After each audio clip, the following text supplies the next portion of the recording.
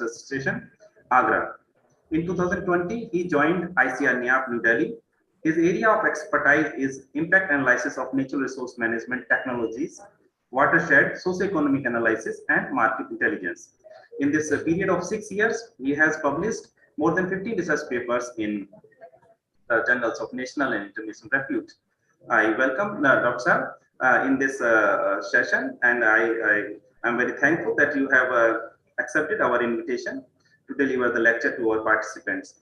Now, I request you to please deliver the talk to our participant, please, sir. Thank you very much, Dr. Sir. Thank you, sir. And good afternoon to everyone. Lecture today, the topic of lecture is the assessment of ecosystem services from watershed management program. And we all know that nowadays everyone are talking about the sustainable management of natural resources. So this topic is very important to discuss. So, Dr. Sir, my slide is moving. Slide is not moving, sir. Again, try, sir. Now, sir, moving. Yes, sir. My landslide is there. Okay.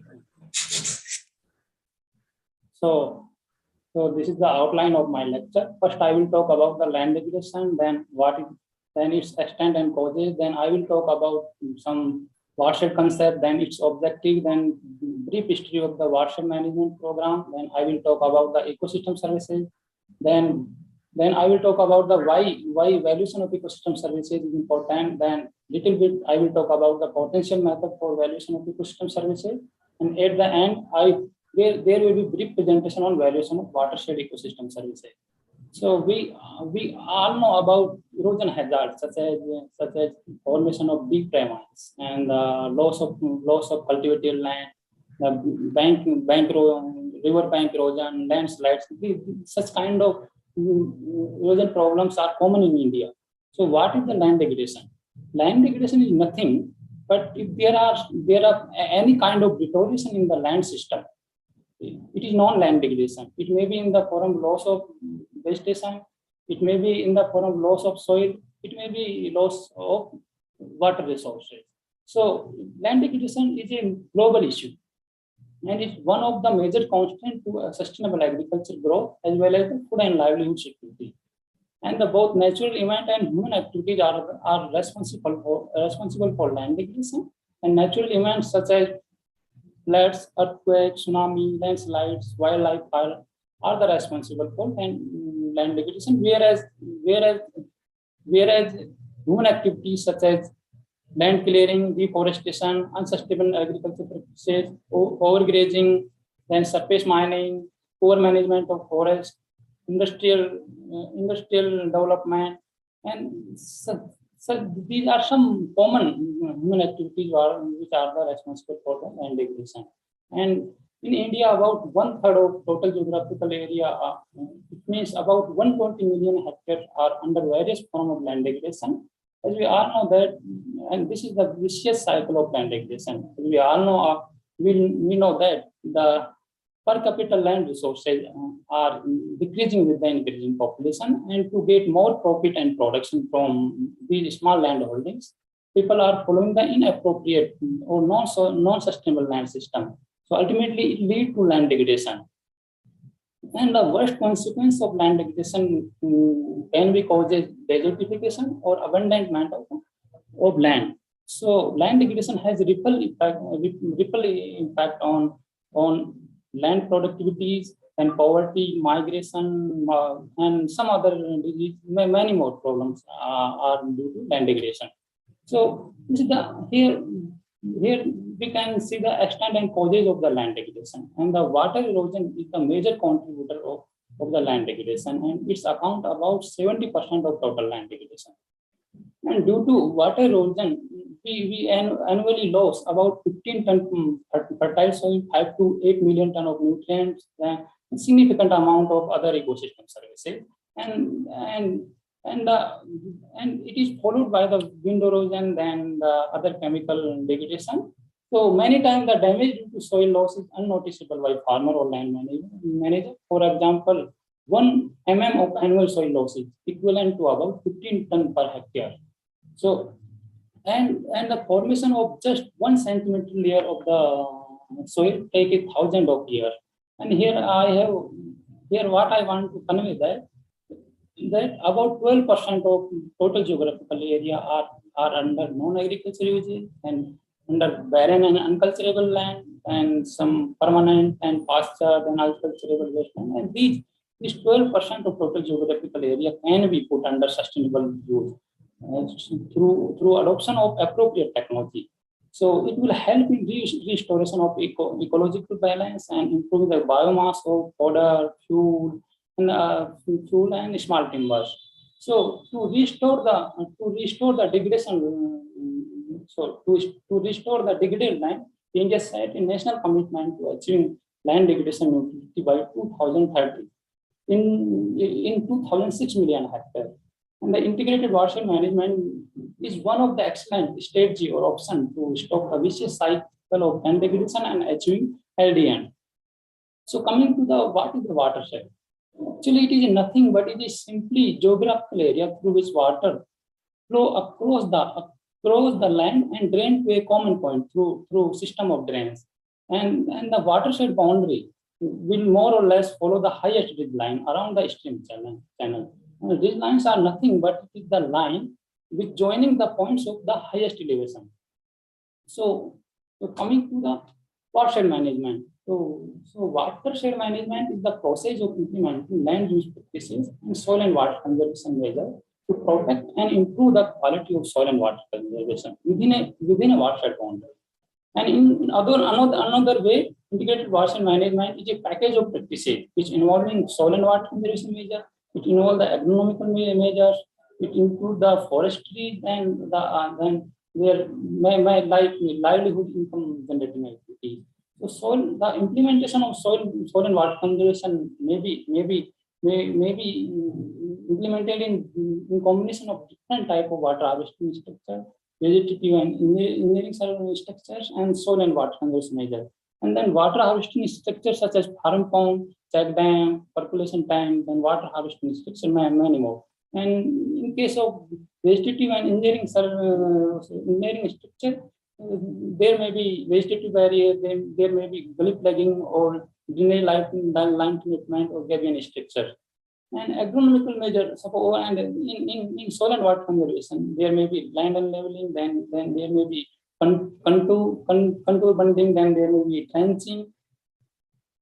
trenching. So in case of agronomical measure, they can adopt contour cultivation, mixed cropping or nutrient management, and under forestry, plantation of trees, then development of silvopasture system, then development of grassland system, and actually one component is livelihood or income generation activity, under which self-help group are made, and many income generating activities are implemented in the integrated watershed management program. The objective of the integrated watershed management is to restore degraded land and reduce the poverty and provide a better livelihood and improve biophysical and socio-economic environment through water conservation, through soil loss reduction, through improving the irrigation facility and changing land use pattern, and the ultimately objective or goal to increase the agricultural productivity in rain-fed area. And the development of rain-fed area have been one of the prime concern of Indian government, as about 52% of rain-fed 52% of the total agricultural area is under rain-fed.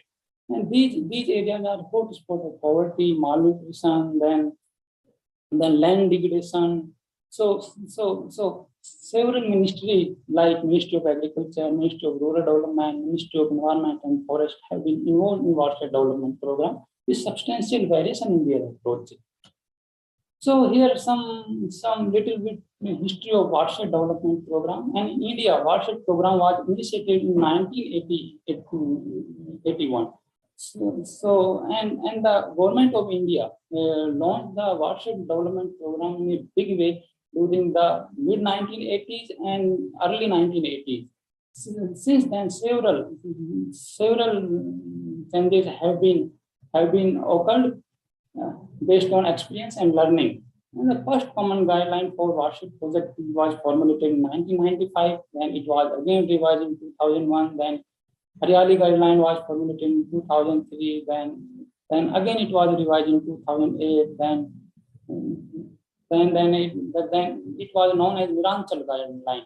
And Viranchal guideline was also revised in 2011 and 13. And since 2015, watershed development program is being implemented under flex program of Pradhan Mantri Krishi Sinchai Yojana.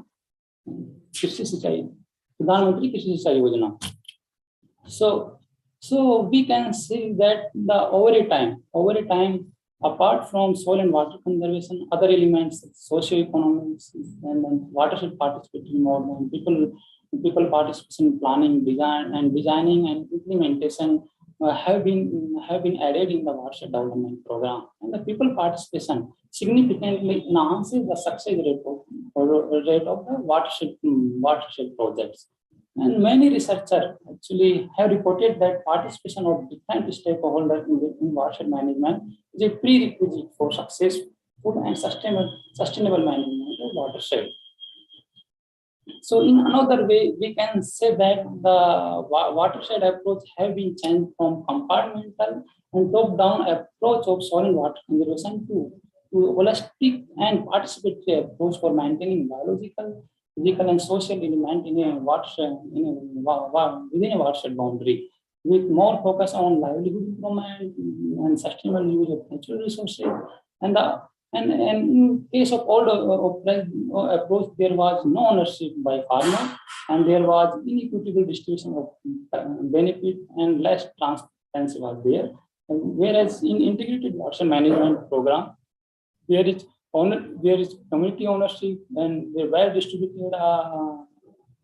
distribution of benefits and more transparency and vigilance. So here some detail about year-wise fund released by the government here from 2009 to 2021, and about 24,274 crore have been released by the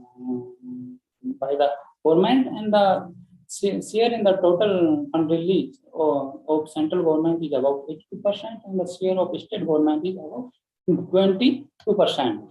And here we can see the number of completed watershed projects, and the Maharashtra is the leading state in terms of number of completed watershed projects, and it is followed by the Rajasthan, then Madhya Pradesh, and Gujarat, Karnataka, and Assam and Andhra Pradesh. Actually, these all information are available on this portal, watershed development component of PMSKY. And this portal also provided some information like how much employment generated by watershed management program, how many farmers benefited from this program, how much additional area brought under protective irrigation, how much area brought under plantation, how much area of cultivable waste treated. So such type of information you can access from the watershed development component of PMSKY. Here I am showing some photograph to get some flavor of the impact of natural resource management work on the ecosystem. So these check dam or rock dams are implemented to reduce the flow of water and to conserve the soil, and the farm pond are implemented to provide the protective irrigation and percolation tank for groundwater recharge. And here we can see stabilization of bund by the vegetative grasses in Chambal ravines. And this is the view of ravine stabilization through silvipastoral development system. And this afforestation work was implemented in the Anand district of Gujarat to check the expansion of ravines. Here you can see the difference or impact of the plantation of tree. And here you can see the engineering measure to check the runoff in deep ravines. Here how bamboo plantation reclaim the degraded ravine area to bamboo plantation. Here you can see the protection and stabilization of bund with vegetative measures. And here you can see the bioengineering measure for control the stream bank erosion or torrent bank erosion. And this photograph showing the rejuvenation of dry stream at mine area after watershed. Here, this photo is the showing the contour bunding and trenchage at the beginning of watershed in the I think in Ambala district of Haryana. And this is the photo after completion of watershed. So you can see the difference. And here the farmings on renovated terrace, particularly in this area, by using the different NRM intervention. Here you can see the photograph in Shastradhara watershed in Dehradun at the beginning of the watershed, and this is the present view of the Shastradhara watershed. So integrated watershed management program or soil and water conservation intervention have some impact on biophysical characteristics such as reduction in surface runoff, reduction in soil loss, improvement in soil fertility, improvement in land cover or vegetation, then groundwater enhancement, then availability of improvement in availability of surface water, many more like improvement carbon sequestration. And as a result of this, there is improvement in crop yield and fodder production, livestock productivity, then other food wood like mine timber or small timbers. And where there are improvement in crop diversification, where minimizing risk of crop failure due to drought or water scarcity or moisture scarcity, and there is improvement in availability of drinking water and irrigation water. So there are some other socio-economic benefits like increase in income and employment, there improvement in recreational opportunity, there is improvement in the conservation knowledge, then the social and gender equality issues, then improved health and education, and the watershed also decrease the workload and or women disease. And there are many more offsite benefits like increased downstream water availability, reduced downstream flooding, then increased dry season stream flow, then reduced downstream siltation and reduce damage to downstream property, reduce damage to public or private infrastructure, many more. There are now coming to the ecosystem services. What are the ecosystem services? Ecosystem services are nothing but whatever benefit we get either directly or indirectly from ecosystem. It is known as ecosystem services. So ecosystem may be agro ecosystem, it may be aquatic ecosystem, it may be forest ecosystem, or it may be watershed ecosystem service, watershed ecosystem service, watershed ecosystem. So some of the ecosystem services are well known, such as food, fiber, and food provision. And but most of the other ecosystem services, such as regulation of climate, purification of air and water, flood protection, soil formation, nutrient cycling, many more are not well known. So these services are not generally considered within the policy of present. And this is the one of the major gray area where greater and more systematic focus are needed. So Millennium Ecosystem Assessment actually identify 4 broad categories of ecosystem services, and those categories are provisioning services, regulating services, cultural services, and supporting services. And provisioning services are the final products or goods which obtained from the ecosystem, such as crop production, fruit or fish. It may be fiber, it may be timber, it may be in terms of ornamental resources, it may be in terms of biochemical, maybe natural medicine. And and regulating services are those benefits which obtained from the regulation of ecosystem services. And these services are helping maintaining the ecological balance and to support the ecosystem. And under regulating services, like erosion control, water regulation, climate regulation, natural hazard protection, water purification, these are the come under regulating services. And cultural services are the non-material benefits that people obtain through spiritual increment or cognitive development or aesthetic view or recreational recreation.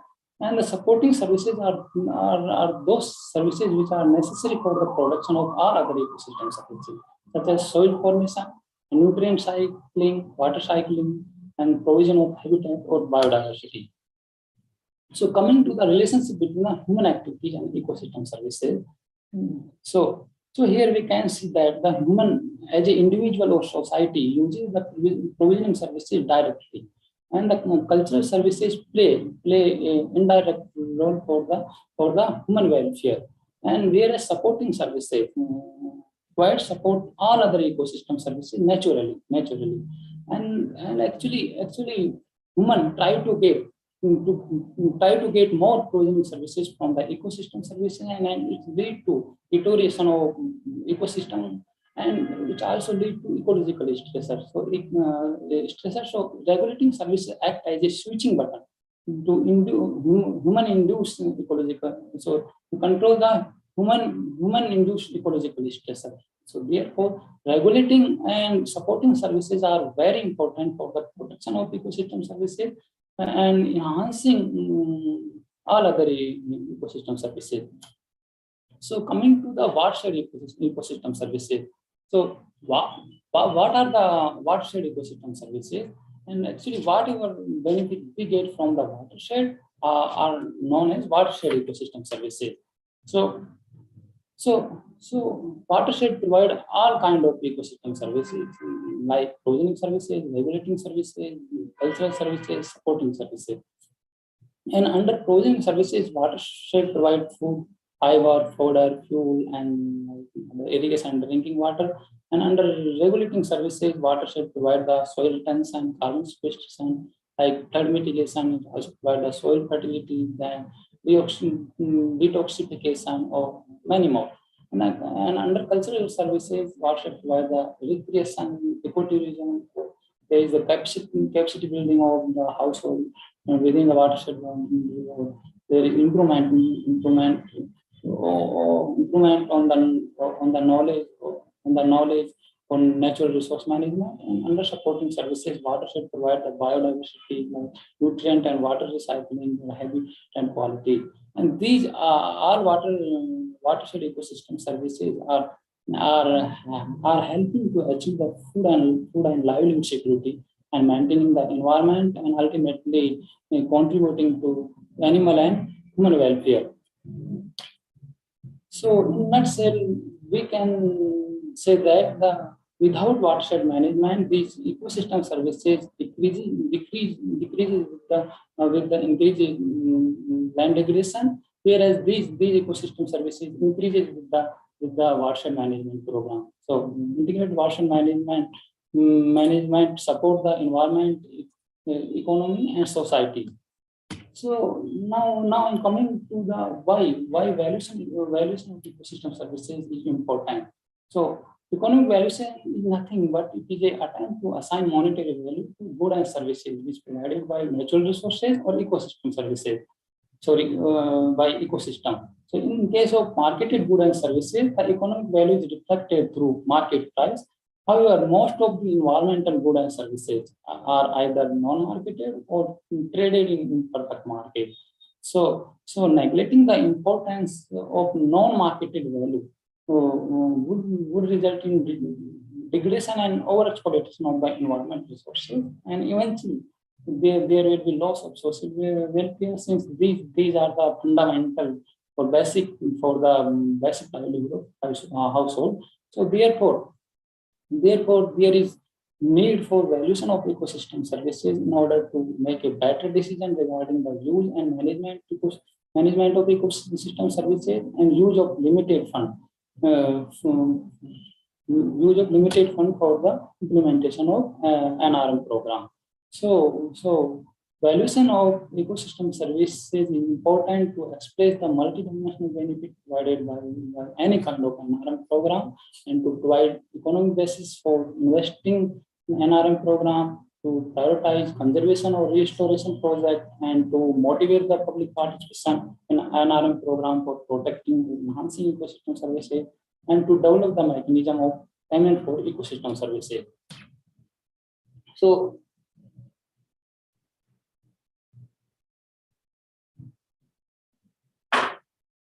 So this is the simplest overview of impact pathway of any policy or NRM intervention, and the key step which need to be undertaken in valuing ecosystem services. As we know that any policy change or NRM intervention have some impact on ecosystem services, and as a result, there is change in flow of ecosystem services.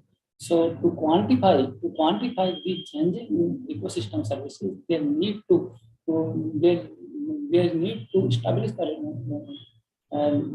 establish the environmental baseline, which means we require the baseline information. Means what are the status of ecosystem services before the any policy or NRM intervention. Then second step, to identify the potential impact on particular ecosystem services. Once we have before and after, or with and without information, we can quantify the impact of policy option. So once we quantify the changes, this value can be translated in economic value using the some economic valuation technique. So suppose we want to estimate the economic value of soil retention and carbon sequestration and water augmentation, which provided the watershed. For this purpose, we need information before implementation of watershed. What is the status of these services, and after watershed implementation, what is the status of these services? Once we have these information, we can quantify it easily changes in ecosystem services due to watershed intervention. So once we have quantified, then these can be translated in economic value by using the different valuation economic valuation methods, and we have a number of methods for valuation of ecosystem services, and which method we should use. It depend on the type of ecosystem services which to be valued and the existence of related market for the ecosystem services and availability of quality and quantity of data. Because some mechanism may be more suitable for capturing the value of particular ecosystem services than other.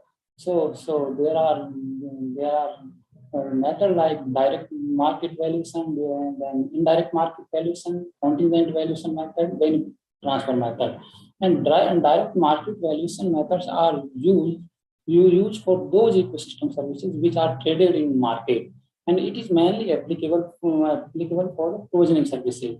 Whereas indirect market valuation are used and there are no explicit market for ecosystem services, and there are a number of indirect market valuation like avoided cost method, replacement cost method, travel cost method, hedonic price method, and contingent valuation. It is a survey-based method based on the hypothetical scenario and to express the willingness to pay for the ecosystem service. It can be used for non-use value like cultural services, biodiversity conservation, and benefit transfer method can be used for all ecosystem services. And in this method uses the result from other similar studies which estimate the value of a given area. So here some little bit more information about the valuation of ecosystem services. As already I have told that market price method is used to estimate the economic valuation of provisioning services like fodder, food, fuel, which are traded in the market. And the productivity method or production function are mainly used to estimate the economic value of those ecosystem services that contribute to the production of marketed goods. Suppose we want to estimate the economic value of soil fertility or quality of water that contribute to the crop production. So this method can be used for that purpose. And the travel cost method is used to estimate the economic value which associated with the recreational site. And in this method is also survey-based method. And in this method, we can use the how amount of time and money spent by the people to visiting to the site. And under replacement cost method, and this method is used to mainly estimate the cost which incurred by the replacing ecosystem services with some substitute technology. For example, we want to estimate the nutrient loss nutrient loss due to soil loss. So it can be calculated by estimating the cost of applying fertilizer to supply the equal quantity of nutrient. An avoided cost method is used to estimate costs that would have been incurred if it would have been incurred in the absence of ecosystem services. For example, valuation of flood control services, which can be done by estimating the damage if flood will occur. And another example, we can take the nutrient conservation due to soil retention by watershed. It can be estimated by the calculating the cost of applying fertilizer to supply the equal quantity of nutrient. And hedonic pricing method. And actually, these methods are used to estimate the economic value of those ecosystem services that directly affect market prices of some other good or services. For example, valuation of real estate or housing price can be done by estimating the demand function, considering the surrounding environmental attributes like clean area, presence of water, aesthetic view, and neighboring household, many more environmental attributes we can consider in this. So contingent valuation method is also known as the willingness to pay or willingness to accept method, and it is mostly widely used for the estimating the non-use value. In this method, people are asked to sum how much they would be willing to pay to a change in particular ecosystem services, and based on the hypothetical scenario. And the choice modeling also is a survey-based method. In this method, respondents are asked to choose alternative choice based on hypothetical scenario, which have different combination of price and ecosystem attribute. And benefit transfer method can be used for all ecosystem services, and it is used when there are difficulties to conduct an original valuation study because of funding limitation or time constraint, and it is used to estimate economic value by transferring existing benefit estimate from study which already have been completed for another location or similar issue. So here we have presented some valuation method which can be used for valuation of particular ecosystem services and which kind of data are required. And for provisioning services, we can use the market price method. For water augmentation, we can use the market price method. We can use the contingent valuation method. And we can also use production function method. For soil retention, we can use replacement cost method. We can use avoided cost method. And for carbon sequestration, we can use the benefit transfer method. We can use market price method. We can use replacement cost method. For flood mitigation, we can use the contingent valuation method. We can use benefit transfer method with avoided cost method. There are a number of valuation method which are available in the literature for the flood protection. And contingent valuation are mainly used for the cultural services or biodiversity, and the recreation and ecotourism can be for valuation of recreation and ecotourism, level cost can be used. So there are a number of valuation methods we can get from the literature. Now coming to the valuation of watershed ecosystem services.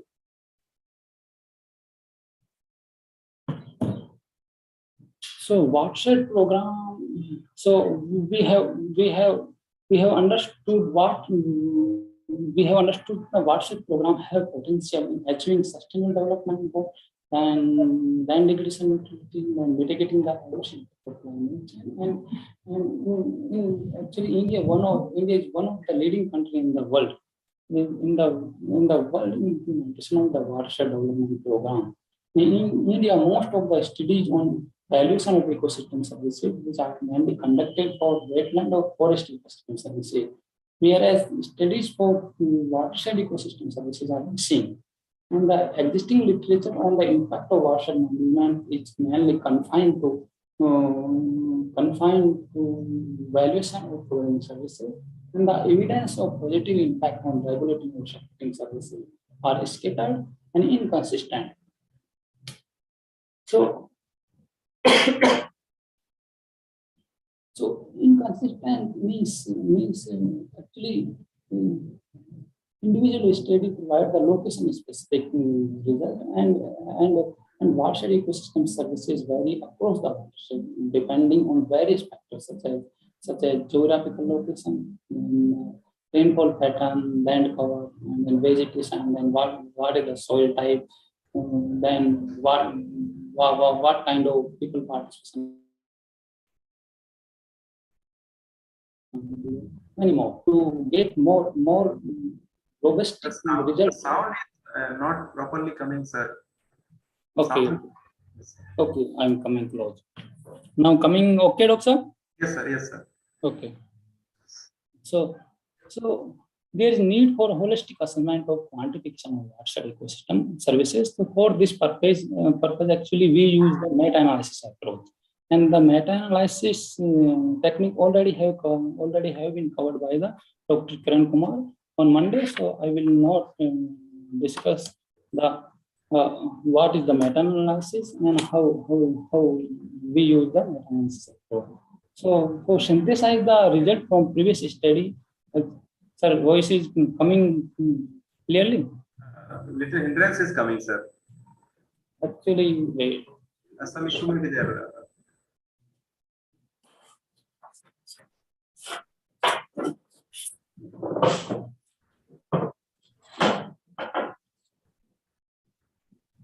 Just drop something.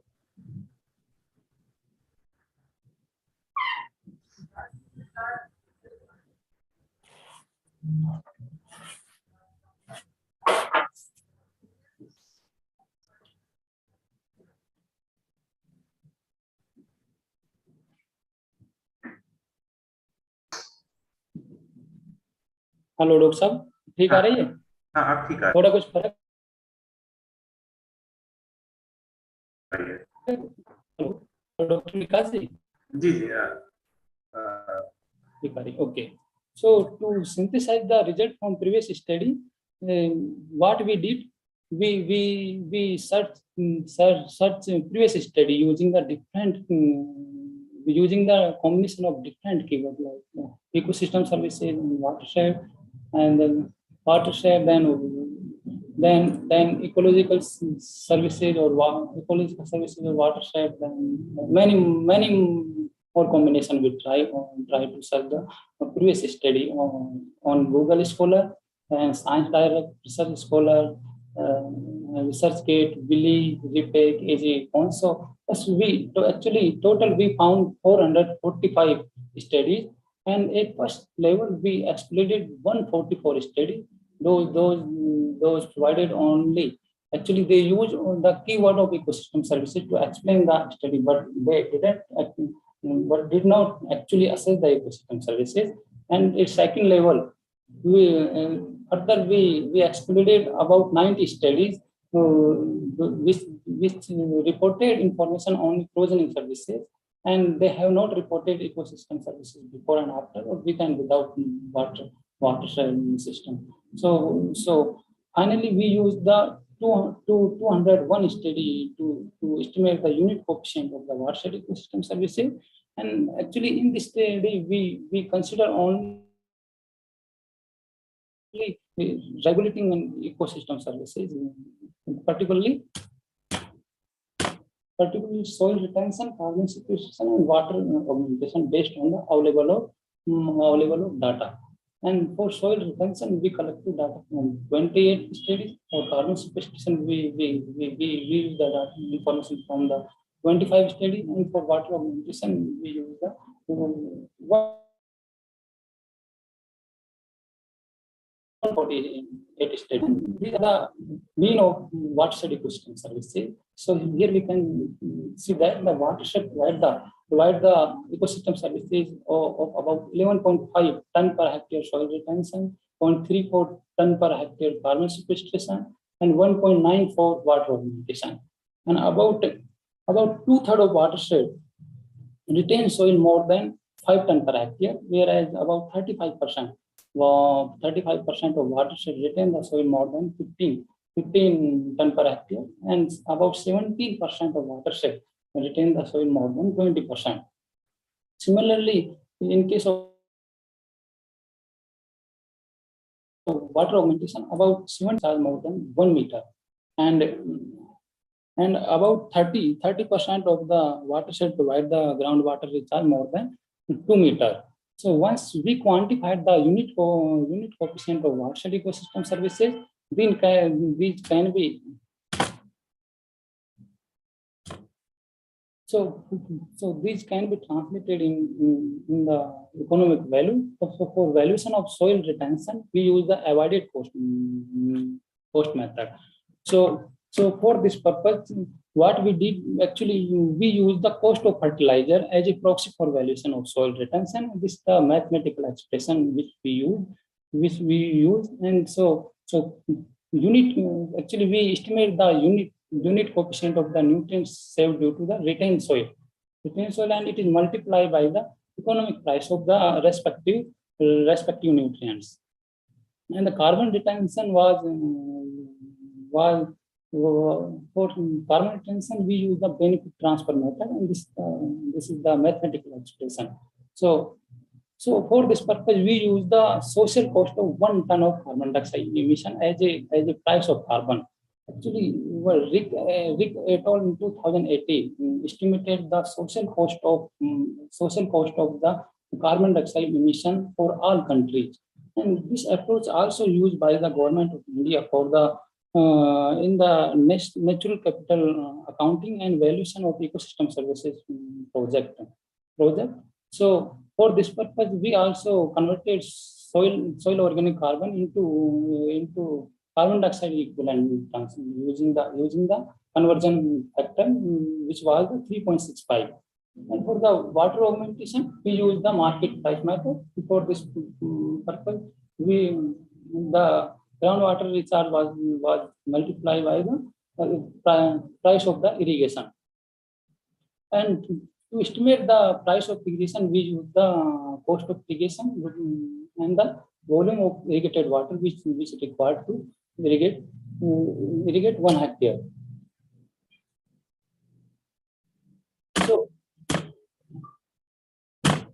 So these are the economic value of the ecosystem services from watershed.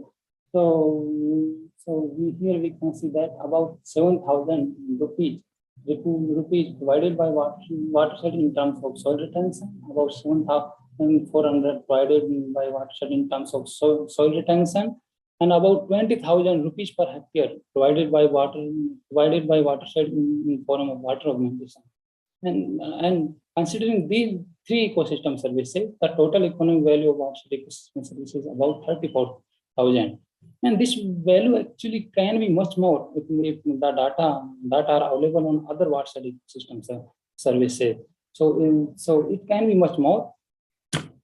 So here some little bit about the payment for ecosystem services. Actually, nowadays payment for ecosystem services is being discussed everywhere and at every platform, assuming that this procedure might increase the economic efficiency of managing ecosystem services.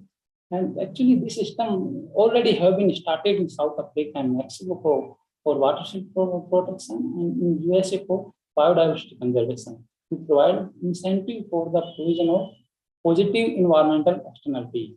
However, there is no such mechanism exists in India because of a lack of studies on the valuation of watershed ecosystem services. So this study actually, therefore they need to conduct further studies on the valuation of ecosystem services from watershed ecosystem or other natural ecosystem for the development of the effective payment for ecosystem service mechanism. So once this mechanism developed, the beneficiaries of ecosystem services should be made payment through a developed mechanism for protecting and enhancing ecosystem services. Now, coming to the conclusion. So conclusion is that the integration of economic value of ecosystem services in decision making could strengthen the economic basis to policymakers for implementation of the NRM intervention or program, particularly in developing countries such as India, where protection of fertile land and restoration of digital land is most important. And further, those who benefit from the ecosystem services services should pay for some of these services, and those who generate ecosystem services should reward through mechanisms such as payment for ecosystem services. And there is need for strengthening the database at various levels so that the other ecosystem services can be included in future study for valuation in monetary terms of other ecosystem services. So if someone are interested to know more about how to quantify the ecosystem services, how to estimate the economic value of ecosystem services, they can download this agricultural ecosystem services from NIAM. They also can download this an introductory guide to valuing ecosystem services from www.defra.gov.uk. And there are number of literature actually which are available. So this is the particular journal which mainly focus on ecosystem services. So you can refer with these sources. So thank you very much. This is my email and mobile contact number for further interaction. Thank you very much, sir. Thank you, sir. Now I request the participants. The participants have posed their questions. Sir, there are some questions in question chat from Ganga Devi. How to quantify and assign value for impact analysis? How to quantify and assign value for impact analysis? Yes, sir. Sir, first you answered your slide, sir. If you okay. Can. Yes, sir. Now good.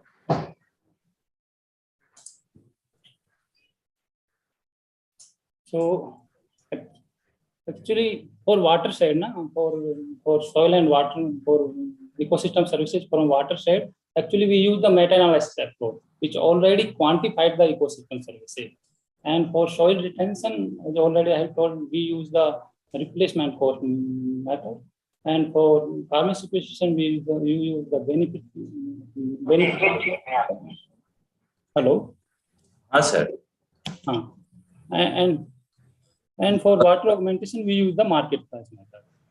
Okay, sir. Okay, sir, got it. But which is the common method to use? So see also. Sir, the second question from Mayana Kumari. What is hedonic cost? Actually, suppose we want to estimate the value of some, suppose a housing property or the housing, we want to give there are number of environmental attributes are there. So to capture the value of environmental attribute like clean air, then water, aesthetic view. So for this purpose, we use the hedonic cost method. Okay, sir. And the third question from again Ganga Devi, which is common method to use? This is a reply of earlier question. Common method to use. Okay. And from chat box, sir, there is another question from Arvind Kumar. What is the reason behind the failing of micro level watershed management program? What can you repeat? Arvind Kumar. Okay. What is the reason behind the failing of micro level watershed management program? Actually, what happened? Watershed. Yes. I agree. Actually, watershed management is a multidisciplinary approach. If suppose you don't follow the multidisciplinary approach, so suppose some people what do they simply implement the water harvesting structure. So it is not a water harvesting structure. There need multidisciplinary approach. Therefore, there are case of failure, and micro level watershed actually provide the less ecosystem services as the large or macro watershed. Okay, sir. So there is no further question. And Vikas, sir. Yes, sir. Any other questions? Vikas, sir. I think no other queries there from the participant side. So at the end, we are very thankful to Dr. DC and DC Meena sir for giving a very good lecture to our participants on a very important topic. Thank you, sir, for coming and giving the lecture to our participants. Thank you. Thank you. Thank you, Meena ji. Thank you, ma'am. Thank you. Thank you, sir. Good afternoon. Thank madam. you. Thank you. Afternoon. So, end of another interesting session is there. Dr. Alka, ma'am. Yeah. So now we have another lecture from Dr. Alka Arora, who is principal scientist as well as dean in ISRI, Indian Agriculture Statistics Research Institute. She had welcome, Dr. Alka. So she had her PhD from Kurukshetra University, and her research interest includes basically data mining, e-governance related IT projects, system development, portal developments. In fact, all of you, since some of you from university system, so must be knowing about university ranking system. So like she is the person behind that, especially in ICAR, HRD development, extension systems, project management. I think there is no major system left in ICAR, which is behind which Dr. Alka and her colleague, Dr. Sudeep, you already had that lecture. They are not there. So besides, recently they have developed interest in this deep learning, which is image-based data mining. So that also you had some lecture from some of her students, Dr. Tanuj Mishra and Dr. Chandan Dev. So they're working in that also. Cluster analysis is her expertise. She did her PhD in cluster analysis and also following with her PhD students. So she will be telling about this cluster analysis using that open source software R and its importance. So I'm thankful to Dr. Alka that because they are very busy,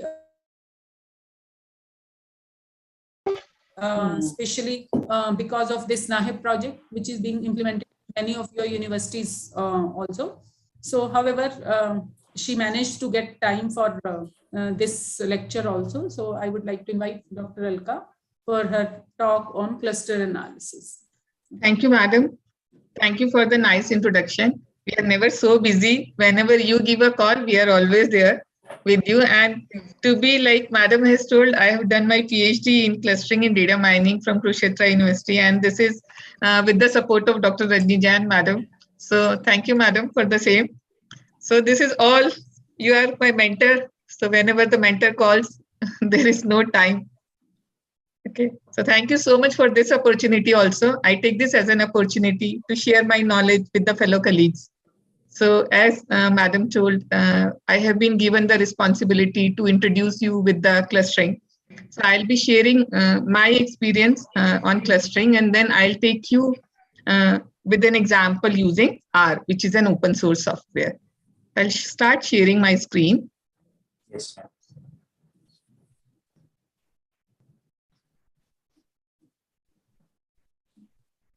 Okay, I'm going to share the complete screen. Maybe otherwise it's great.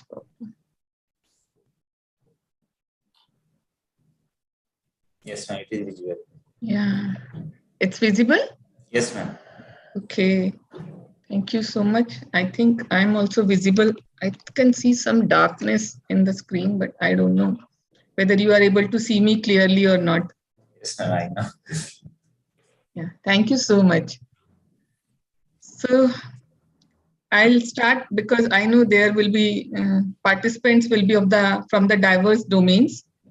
So just I'll be keeping my lecture very light, very simple, not making it too heavy. Let me share my screen. Okay. So we are going to take it. Yeah.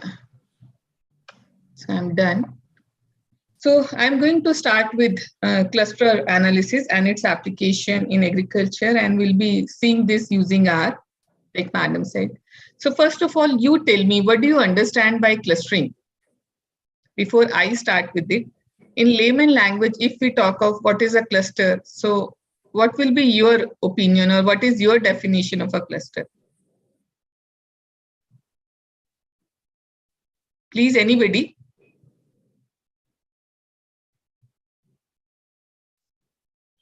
It's the last lecture of today. I think everybody is not sleeping. Please response. Anyone? Yes. Am I audible, na? Yes, ma'am, you are audible. Yeah. So please tell me, what do you understand by cluster? Ma'am, this is Vishita here Yes. from Anand Agricultural University. Yes, So basically, when do we use a cluster method? Is that when the sample size is heterogeneous, we form homogeneous clusters for better evaluation of sampling data. Okay. Yes, you are very close that we form homogeneous clusters and we do analysis on the homogeneous clusters. So can we say a clustering or it's a homogeneous group, which we call it as a cluster? Means when we can say we look forward to organizing the data in such a way that within the cluster there is highly similarity or they are highly homogeneous, and then across the cluster it is heterogeneity. Or we try to group the objects into such groups so that within the group it should be similar and across the group it should be dissimilar. That's why we can talk of it as likely it is almost similar to what we call as a supervised classification, but classification is a supervised learning. Supervised learning means there we have the class labels assigned with the data, and with respect to the class labels, whatever the models are developed, they learn with the help of the class labels, and accordingly the model is formed, and based on that model, the further testing or further classification of the objects is done. But in contrast to classification, when we talk of clustering, which is again a type of grouping only, in this, we don't have any class labels assigned with us. Means there is no objects through which we can learn. So it is looking at the similarities or looking at the characteristics of the data, which is governed by the features. There are algorithms which try to group the data into different classes or different clusters, so that within the cluster we look for the homogeneity and across the clusters we look for the heterogeneity. Okay, so this is how we deal with the clustering. So now our next question comes is why clustering is required and how we do the clustering. Okay, so as we have seen that clustering is unsupervised learning. Okay, that means the objects or the algorithm learn from the data itself. Then the very important concept of clustering is that it is subjective in nature.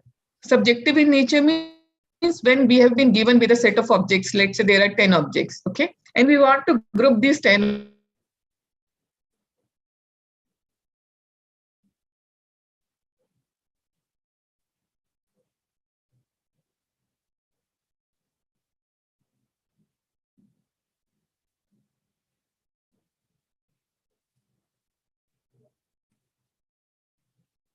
We can think of grouping our data, okay? That's why we say it is subjective in nature.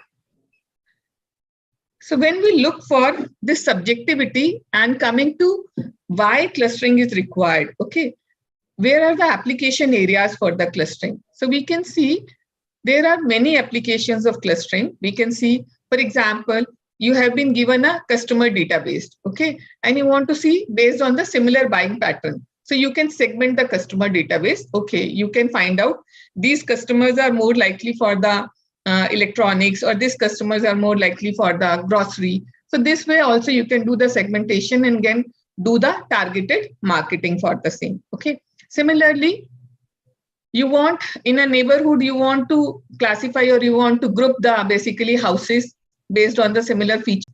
You want to see there is what is the web usage patterns. So what is the identical patterns you want to look forward. So then also you do the clustering. Similarly, whenever for the other areas also, like for example, you want to identify a group of houses according to the house type, value, or the geographical location.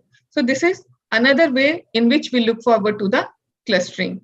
Or there is another aspect of clustering also, because when we look forward to small data, then there is a concept that basically we are going to do the grouping the data into homogeneous groups. Okay, this is the basic purpose of clustering. Then comes this the why. Okay, so that why is very important. At times when we have been given in a very large data set, means lakhs of records, thousands of records.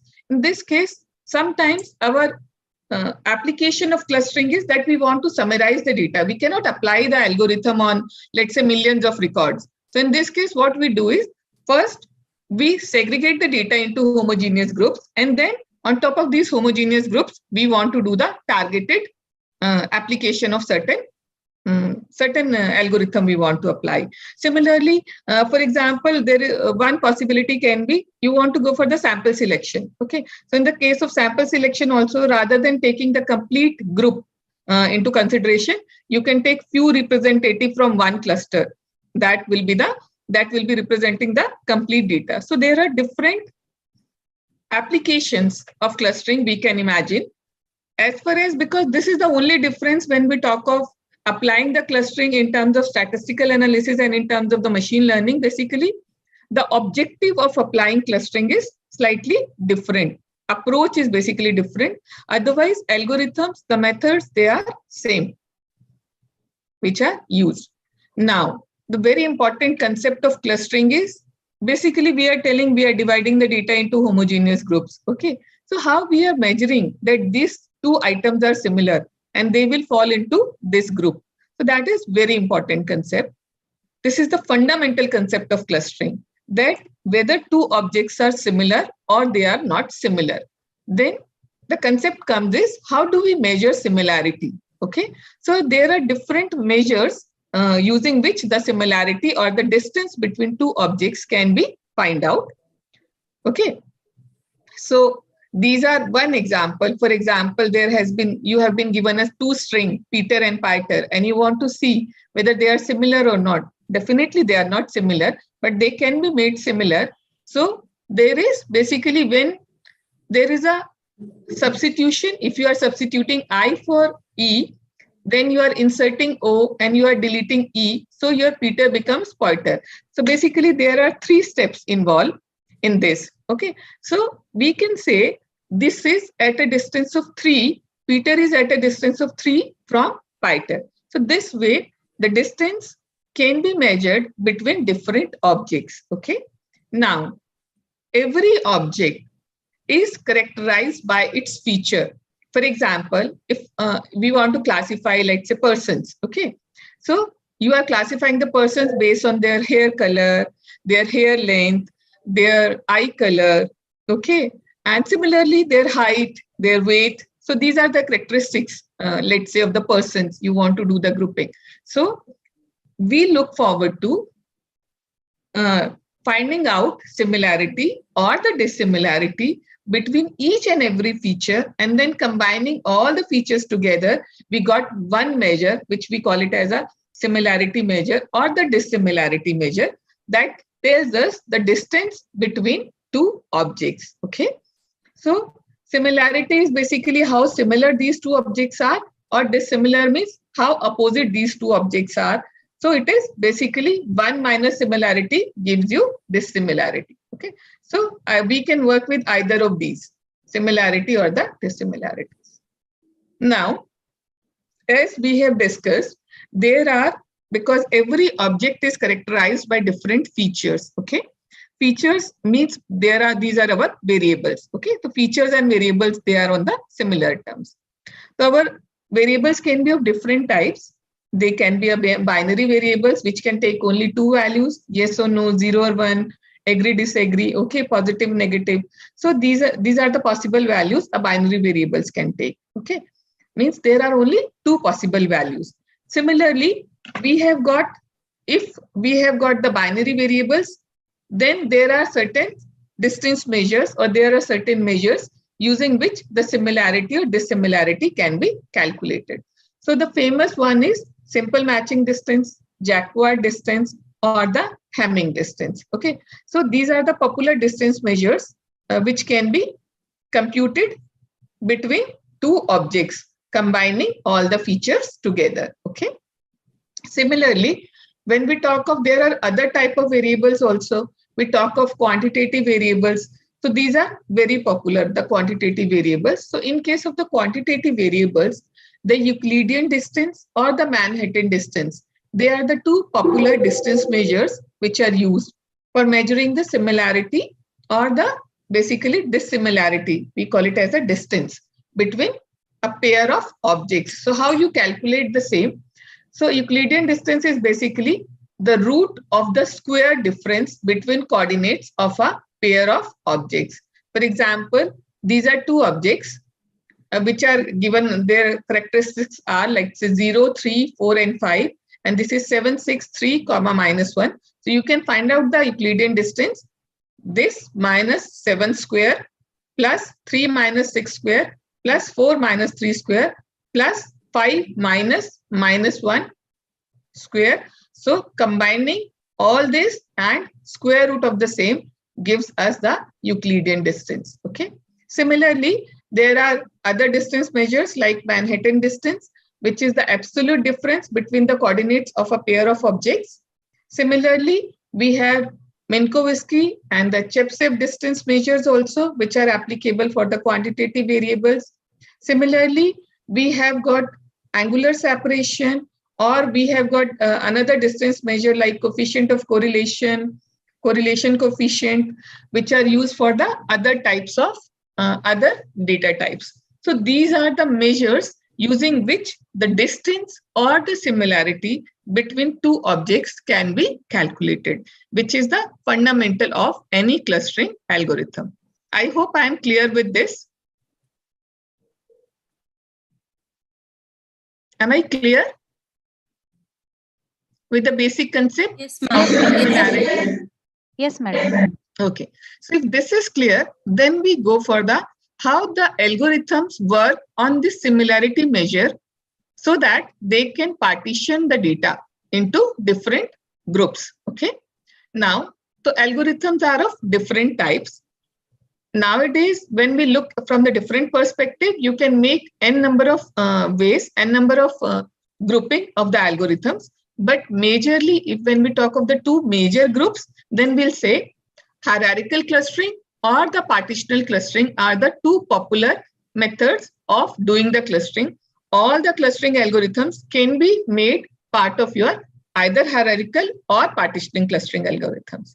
So as the name suggests, partitioning or the partitional algorithms. So what these algorithms do is they construct the various partitions of the data. Partition means the object will either belong to this group or it will belong to another group. There will not be any, the object will belong either of the groups. It cannot belong to both the groups. Okay. So this way there will be a complete segregated partitions of the object between 1 or 2 or 3. Okay. But otherwise, when we talk of the hierarchical clustering algorithms, so in this case, basically these algorithms, they create a hierarchical decomposition of the set of objects using some criteria. We'll discuss those criteria. So in this case, basically, all the objects are merged or fused together at one level or the another level. And ultimately, we get a tree-like structure, which we call it as a dendrogram. Okay.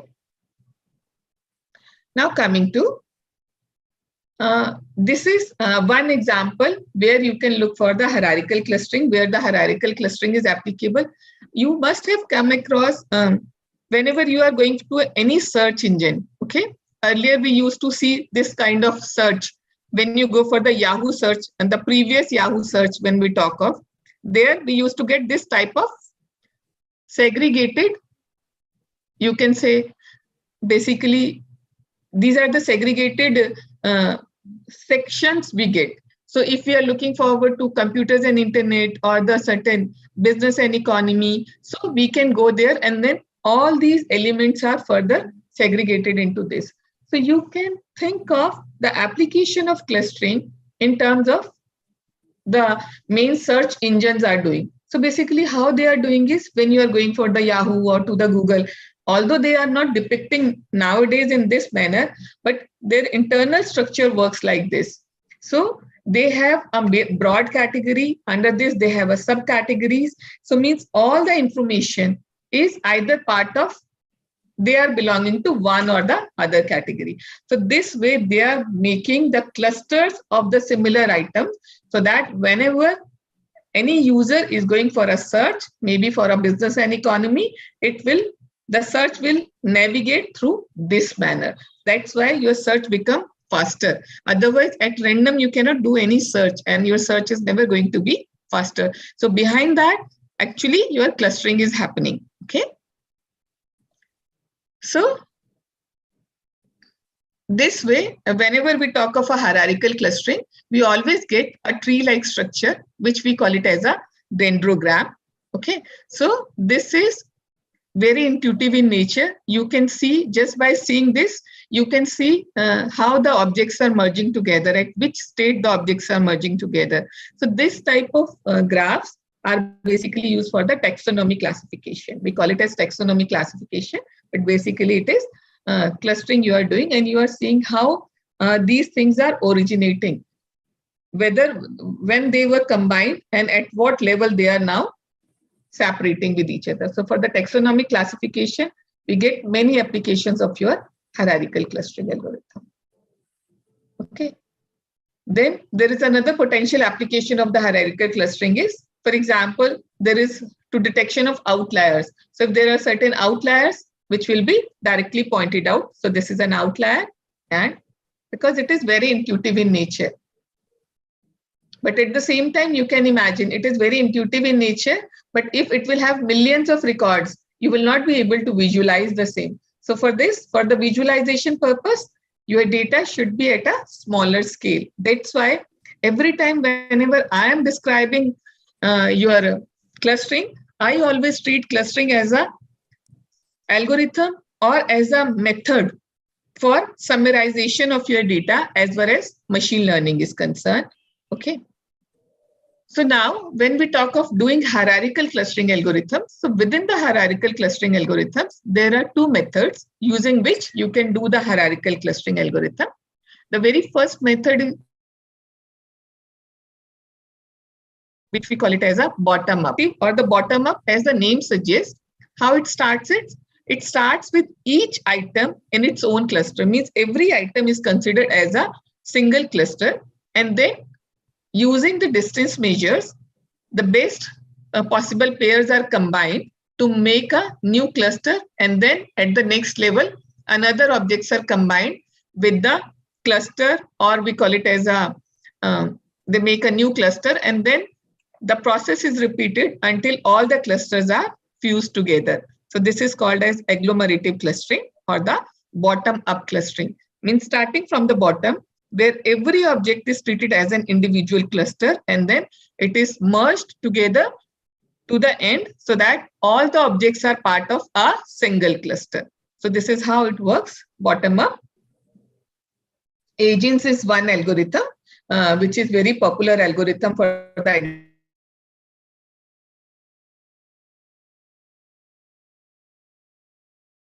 agglomerative cluster. So as the name suggests, we are dividing the data. So dividing the data means we are starting, or we are assuming that all the data is part of a single cluster. So all objects are in a single cluster, and then we consider every possible way to divide the cluster into two, and using certain division method, we recursively operate on both the sides, and at the end, all objects are now part of your single cluster. So Diana is the very popular algorithm which is used for the divisive clustering algorithm. Okay. So this is as far as the hierarchical clustering is concerned. Now, this is, now you understood the basics of clustering. Basics of clustering is basically it works on the data itself, because there is no class labels, or there is no class labels through which your objects are going to learn. That's why it is called unsupervised learning, because it learns from the features of the data itself. How it learns from the features of the data? We look forward to finding the similarity or the dissimilarity between two objects. And then when we know that these two objects are similar or the dissimilar, we apply any of the clustering algorithm, either partitioning clustering algorithm or the hierarchical clustering algorithm, to partition our data. Okay. Till now, we are clear? Clear? Yes. Okay, right. So if we are clear till now, so now we'll see how the algorithm works. Okay. So for algorithm to work, what we need to do is, first of all, we need to calculate the distance matrix. So distance matrix contains what? Distance matrix is our m is to n matrix. Okay. Means how many number of objects are there. So that will be m is to m if there is m is the number of objects. Okay.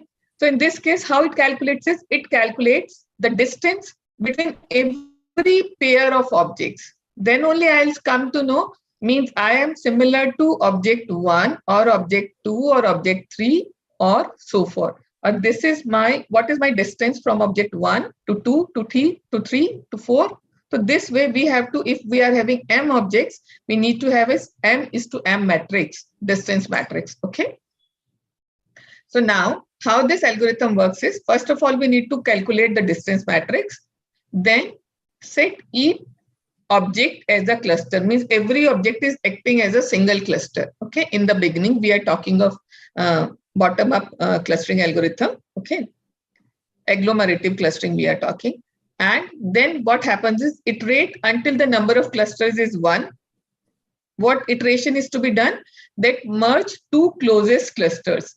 So we are merging the two closest cluster or two closest objects, and then we are updating the distance matrix. Because why we need to update the distance matrix? Because now we don't know, in the initial distance matrix, we were having distance between every possible objects. Now we need to find out the distance of object with any particular cluster. Similarly, we need to calculate the distance between two possible clusters, so on, so forth.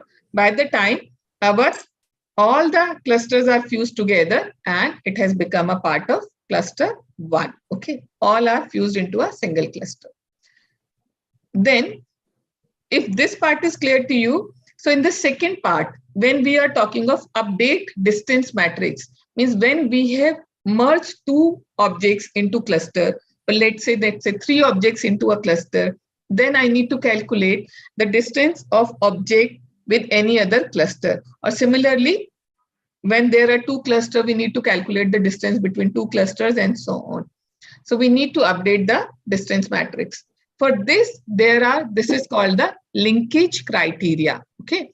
So this linkage criteria is very important. This linkage criteria is used basically to find out.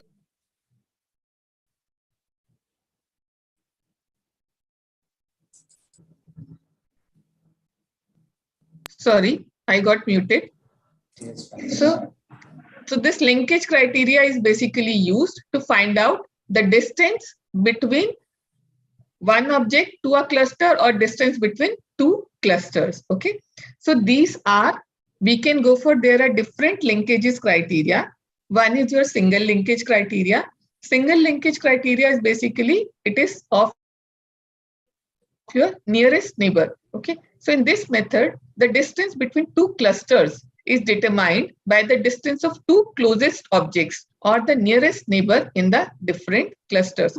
So we calculate the distance of every pair of objects from one cluster to the another cluster, and then we consider the minimum distance of the 2 closest objects in a different cluster. So this is the single linkage criteria, or we call it as the nearest neighbors. So you can imagine 2 clusters are there, and then we are taking the objects which are at the boundary of the clusters. Okay. So this is how our single linkage criteria works. Similarly, when we talk of complete linkage, which is our furthest neighbor. Furthest neighbor means, in this method, the distance between clusters are determined by the greatest distance between any 2 objects in the different clusters. So here we'll talk of the maximum distance between this. Okay. Similarly, there are average linkage criteria also. There are group average linkage criteria also. Okay. So in this method, the group average linkage, the distance between 2 clusters are calculated as the average distance between all pairs of objects in the 2 different clusters. Similarly, we have got this Wards linkage also. So this Wards linkage is used. It basically minimizes the total within cluster variance. Okay. So at each step, the pair of clusters with minimum between cluster distances are merged. So this way, there are different linkage criteria. Whenever you use any linkage criteria, your clustering results will differ basically. Okay. So it is on your data. Okay, my slides are not moving. Oh, it's moving. Okay. It is. I'm clear till now? Let us. Yes, ma'am. Yes, yeah. ma'am. Let us just a second. Huh?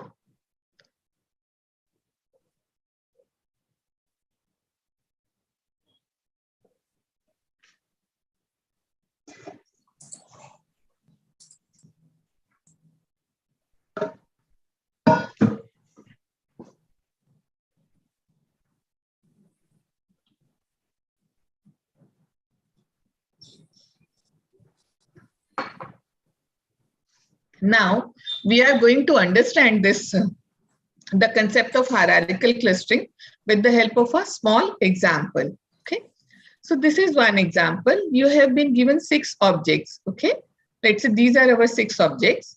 These 6 objects are measures on, let's say, these 2 features. Okay. X1 and X2. These are some values which has been given, random values. Now, as per clustering, first, what we need to do is we have simply plot this data, okay, just to see, okay, which object is closer to what. So this is a 2-dimensional presentation of the data based on these features, because it is a 2-dimensional data, so we can directly plot it, okay. So now tell me, very first thing what we have to do is, क्या करना है हमें सबसे पहले?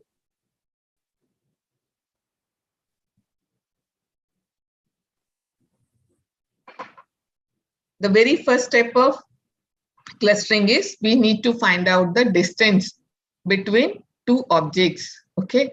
Or we need to calculate the distance matrix. So distance matrix basically contains what? It contains the distance between every possible pair of objects, okay? This way.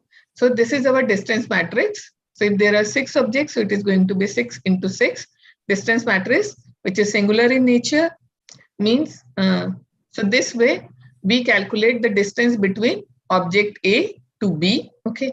So how the distance between 2 objects are calculated? We know there are distance measures for the same, and the popular distance measure is, let's say, Euclidean distance, okay, which is basically used for the quantitative data. So we are using the Euclidean distance and we are calculating the distance between 2 objects. So how it is calculated?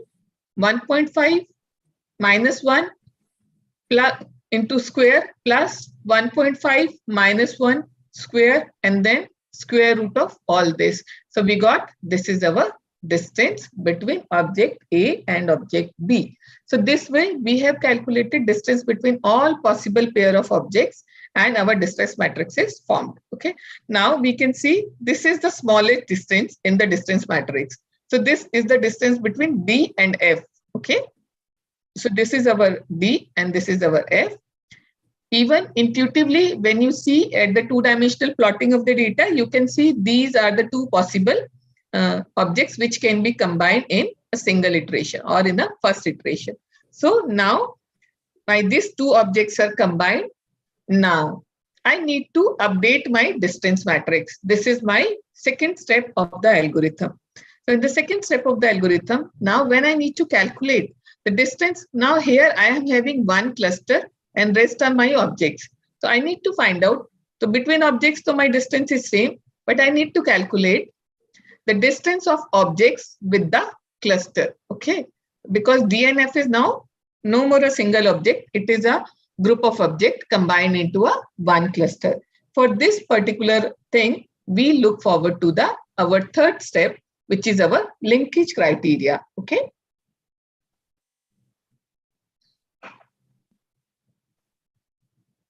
What are the possible linkage criteria? We can go for the single linkage, we can go for the complete linkage, we can go for the Watts distance, okay?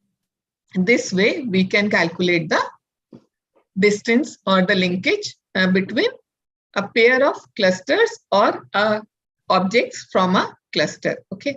For example, let's say I have taken one example here. You want to calculate the distance of A with the, let's say, this cluster D and F. Okay. So how we'll calculate? This is going to be, we are going to consider here single linkage criteria.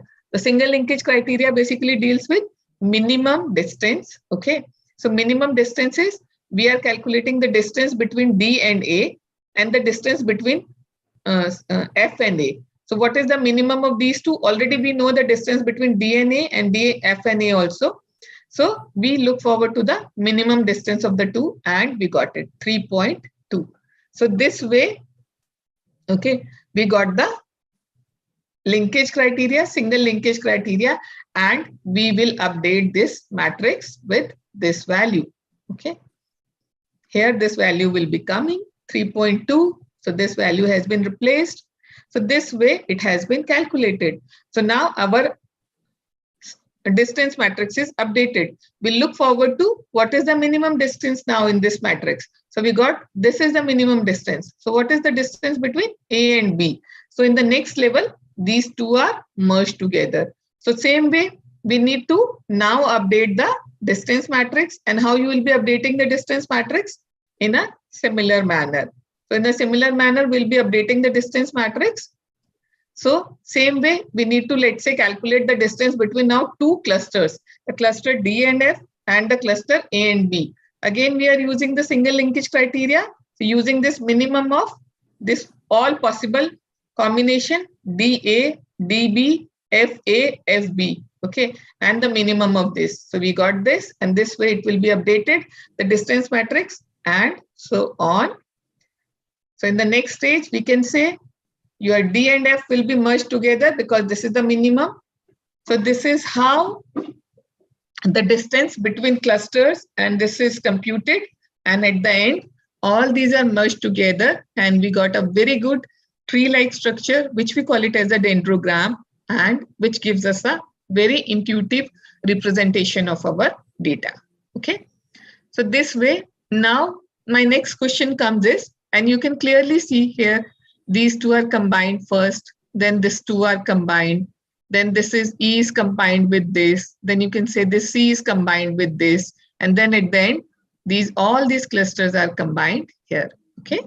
So this is the height, or basically the distance at which different clusters are getting fused together.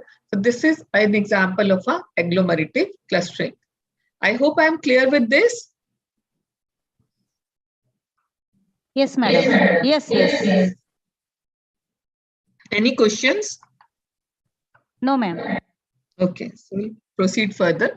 So in this case, if you need to find out the possible number of clusters, so you need to cut the dendrogram at different levels. So let's say if you cut the dendrogram at this height, so how many clusters you will get at height 2?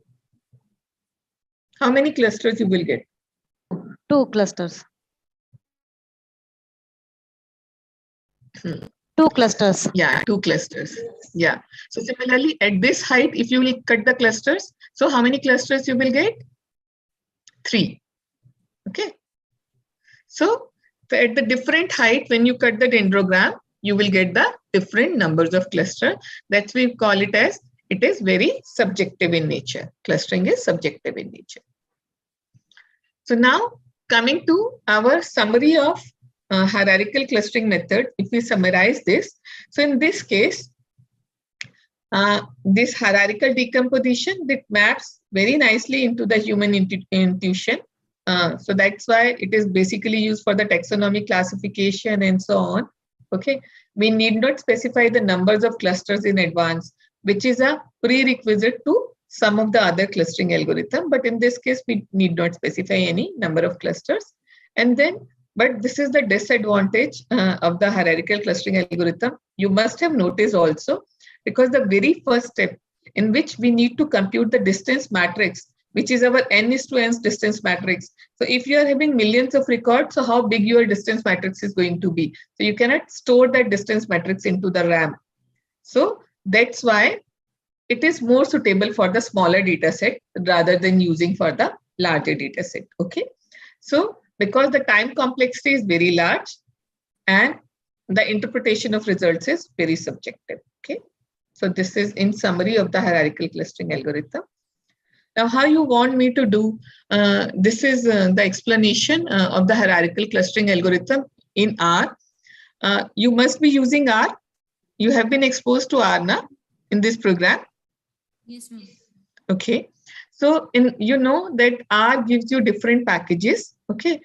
Similarly, in R, there is a package called H, there is a function called hclust, which is used for the performing the hierarchical clustering algorithm. Okay. So either using the hclust, B is basically your dissimilarity matrix. You need to calculate give the dissimilarity matrix, and then you need to give the linkage criteria. Okay. So our linkage criteria is you can take single, complete, wards method. Okay. And default distance matrix or the distance measure is our Euclidean distance. If you are not specifying, if you want to specify, you can specify the distance measure also. Okay. So distance measure we need to specify when we will be calculating the distance matrix. Okay. So this is the second step. So you can either use the hclust function and then plot the dendrogram. For plotting the dendrogram, we need to use this another function called plot. Okay. So this is for plotting our dendrogram which we have obtained. X is the object, is the dendrogram which we have obtained. Okay. So this is basically just to give you the description or the title of the graph you will be getting, and then this way. So this is basically the R code for the same. I don't know whether lecture notes has been shared with you or not, because that lecture notes must be having the R example into it, or I can share the R code into the chat also, and you can copy the same. Okay. So these are the R packages which has been used for the cluster analysis. Mainly, one is your FectoExtra, which is the R package which is used for the cluster analysis. Another package is cluster, that two algorithm, Diana as well as the AGENS. These are part of our cluster package. Similarly, PER, again it is basically used for your representation purposes. So these three packages are mainly used for your cluster analysis. Okay. And this is the code.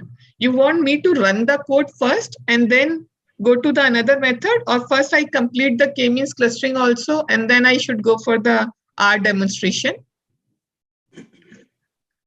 How you want me to do that? Welcome. Okay. I think better will be you first run it, because it will be break in their monotony also. Yes. And another thing is probably we could not receive your lecture notes. Maybe it went into junk or whatever it is. You can resend them. Huh? Okay. Okay. I'll do that. So I'll demonstrate it first so that, like Madam said, थोड़ा सा आपकी बोरियत भी दूर हो जाएगी and we will be at a level together. ठीक है. So I have taken a data set from the R itself. So when you install, there is a certain default data set which are part of this. I'll demonstrate this on a demo data set which is part of R, but at the same time at the end I'll show this to you on a agriculture data set also, which is a soybean data set. I have prepared on both. Okay. So just this is I just want to show you first the data. Okay. So these are the all possible data sets which are available in the package cluster. Okay. So these are all part of your cluster package.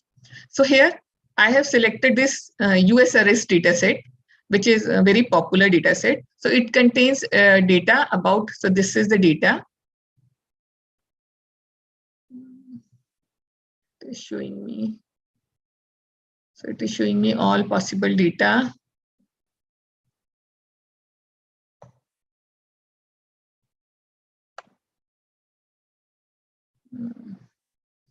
So this is all possible data sets which are part of this. It is showing me. So I have, out of this, I have selected USRS data set. So basically it contains data on the different, let's say, about what is the murder rate, assault rate on a different urban population.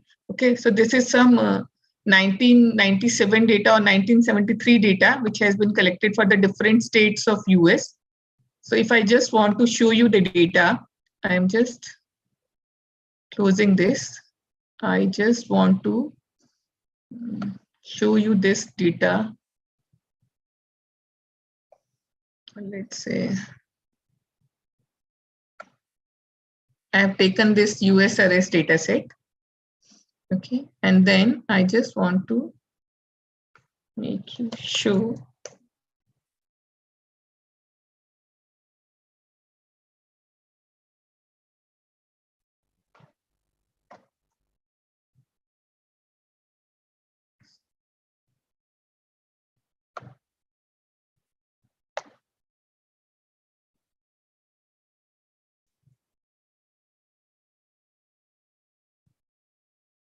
So you can see this is the data, which you can see here. So this has got a different, these are the different states. Okay. So there are total 4 columns are there, and there are 50 entries for this particular data. So this has got the data on 1 lakh population, what is the murder rate, assault rate, urban population, and this is the this is how this data is all about. Okay. So when we want to, this is just to view the data we have seen. Now, because we want to use this data set, so I'm creating an object of the data in a form of a, let's say, data file. So I have given it a name DF. You can give any name. So I'm assigning this data into this data file DF. This is my object. Now my next command, this is used na.omit. So if there are any null values, there are any values which has got the NA. So this, if you want to remove this, I want to do that. This is basically pre-processing of the data. At the same time, because whenever we are doing the clustering, you have seen we are measuring the data, or there are different variables into the data of the different data types. Okay. And combining all together, we are getting a single value for the similarity or the dissimilarity. So now we want to normalize the same. So scale is the command which is used for normalizing your data. Okay.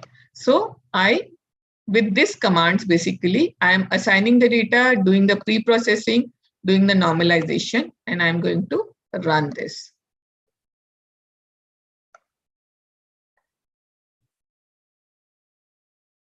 I'm going to run this. Okay. So my commands has been run. Now, if you want to see, this is basically header file. I have already shown you the data. Okay, so no need for showing you the data on the same. Now, these are my packages which you require for the clustering. So first, we need to install the package, and then we need to load the package. So these within bracket, the name of the package, it is used for installing the package. Okay. So this is how you install the package. Here also, if you can see this window, here you can see all the packages. Okay. Here you can see all the packages which are available. Okay. So you can see already I have Facto Extra, which is required. It was loaded. I have detached it. So if I'll see here, click here. So my package is going to be loaded. Okay. I'm getting some warnings because there is some version of R because of this. So if already the package is loaded, fine. Otherwise, you can see here, you can view here, you can simply write. So you can see because all my packages are loaded, but if it is not, you can simply select from here and my package is going to be loaded. Okay. So this is to installing the package. Similarly, from here also you can install, you can give the name of the package, and then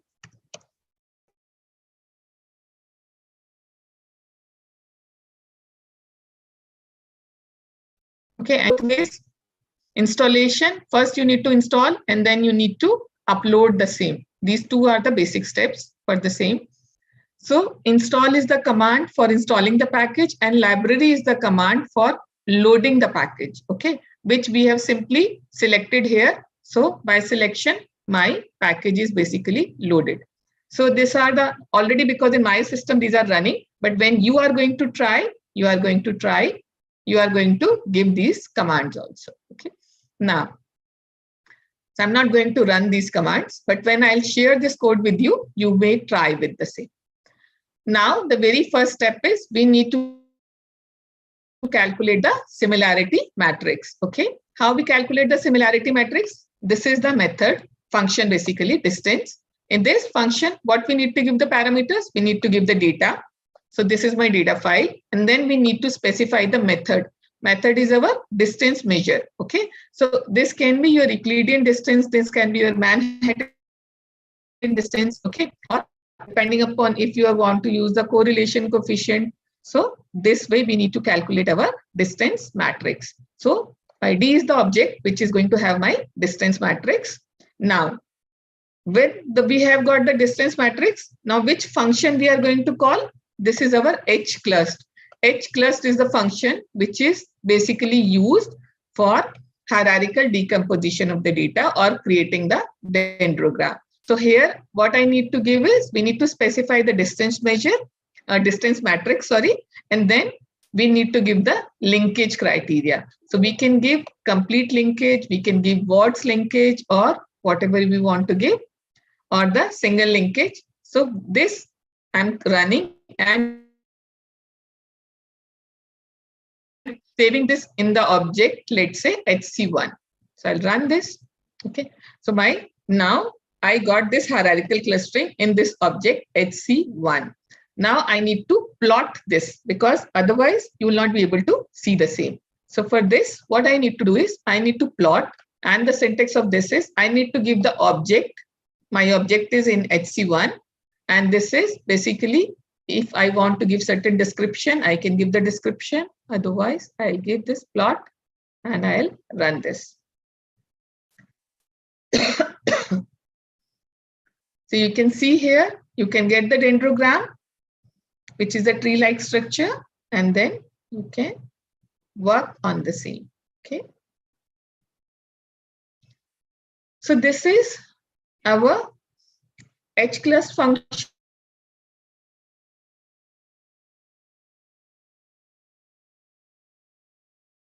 Statistical package.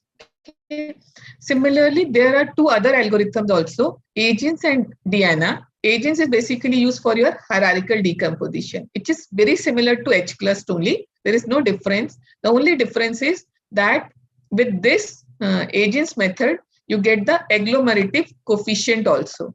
What is this agglomerative coefficient? Basically, this agglomerative coefficient, it gives you an idea about the structure of the clustering, means how good your clustering is. Okay. There are different methods using which you can find out how good your clustering is. The very first measure you have to consider is that your cluster should be homogeneous. Within the cluster, there should be highly similar, and the dissimilarity between clusters should be maximum. Okay. So this is the criteria. So within cluster, distance should be minimum. So that should be as compact cluster as possible. So this agglomerative coefficient gives you how good your clustering is. So you can even run, or you can use this agents method also. So in agents also, again, you need to give the distance matrix and then your linkage criteria. And we have storing it into another object, let's say HC2. Okay. So this is my agglomerative coefficient, which I'm getting. The more it is closer to 1 means more good, it is a good clustering we are going to get. Okay. So this is the basics ones. Now, as we were discussing, with the different distance measure, as well as with the help of different linkage criteria, the clustering results are going to be slightly different. Okay. So there are the different clustering methods, like there are the different linkage criteria, basically. We can go for the average, single, complete, or the Watts method. So you can choose which one is giving good results with your clustering algorithm. So how you can do that? You can create an array. Okay. In this, you are basically assigning these functions. Okay. Now, we are going to pass this function one, and we are going to calculate agings with either of the methods, and we are going to compute the agglomerative coefficient. So when we got this agglomerative coefficients, basically now map DBL is a command which is basically used for mapping your different array variables with this functions. Okay, so this is basically used for mapping this. So you can see it is basically showing you what is your agglomerative coefficient values with different linkage criteria. So we have used complete, but you can say with the Wards method, it is giving a better results. So you can try using with Wards method also. So this way, this is one of the methods that you can try. So you can plot this. One second. Just a second. So this way you can see here, you can plot this dendrogram with the help of Agins method. Okay. And then you can see the same. Give me a second's break.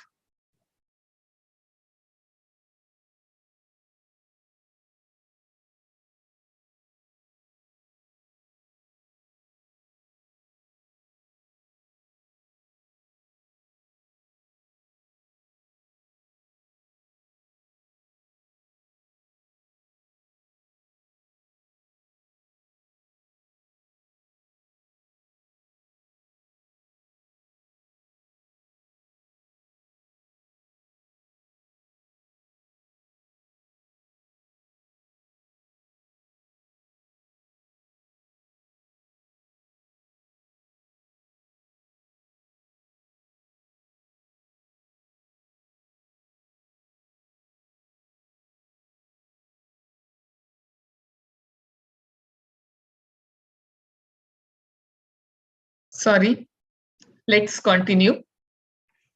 Are you with me now? Am I audible?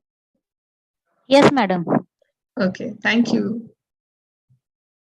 So this way, you can try with the different methods of Agins. Okay. Similarly, you can try with Diana also. Okay. Similarly, your Diana also with like agglomerative coefficient. So your Diana also give you some coefficient, which we call it as DF. And then again, it gives you a measure of how good your clustering is. So this way also you can plot and see. Okay. So this is your Diana is basically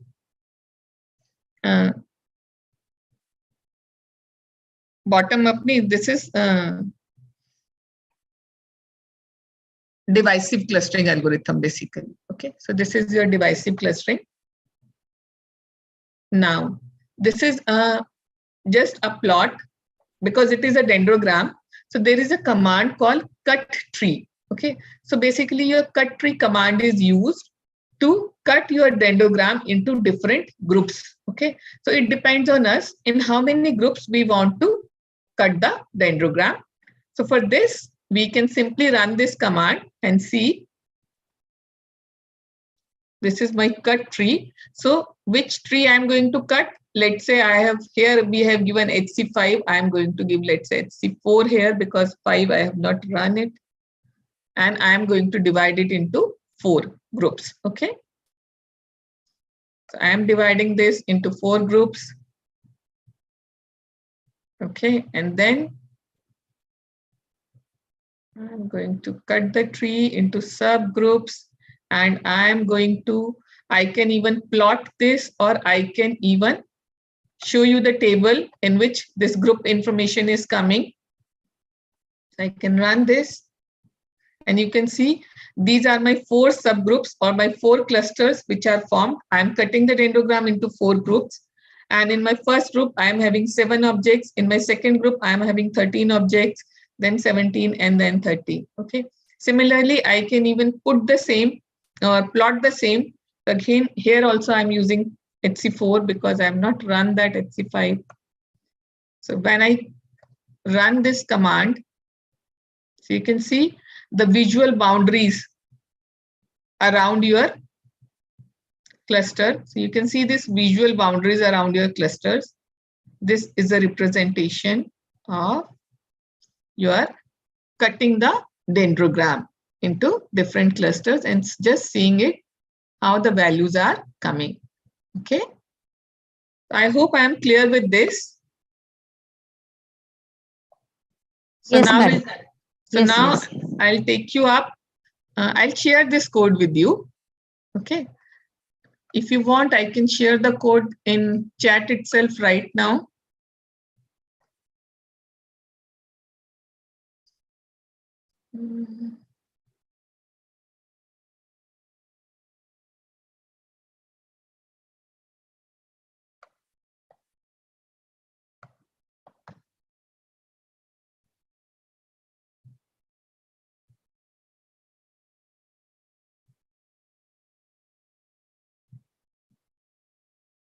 Yeah.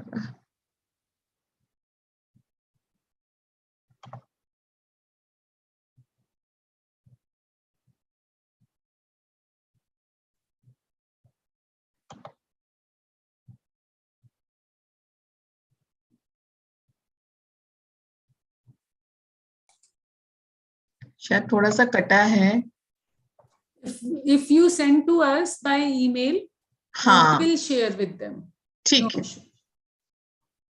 I'll share this examples, both the examples I'll copy into a Word document and then I'll share with them, participants. Even I'll share my write-up also. So along with write-up, you can share the same. I'll share by today itself. So now I'll take you up to the next clustering. How much time I have with me? You can finish by 5, or Okay. if it is up to you, you can even take longer also. We can run up to 5:30 at the most. Okay, I'll try to finish by 5 because I'm almost done. Because basics of clustering is clear. Even the main hierarchical clustering is also clear to you. These slides I'm just skipping because already I have shown this code to you. These are part of the slides. So now I'm going to take you to the partitioning clustering algorithm.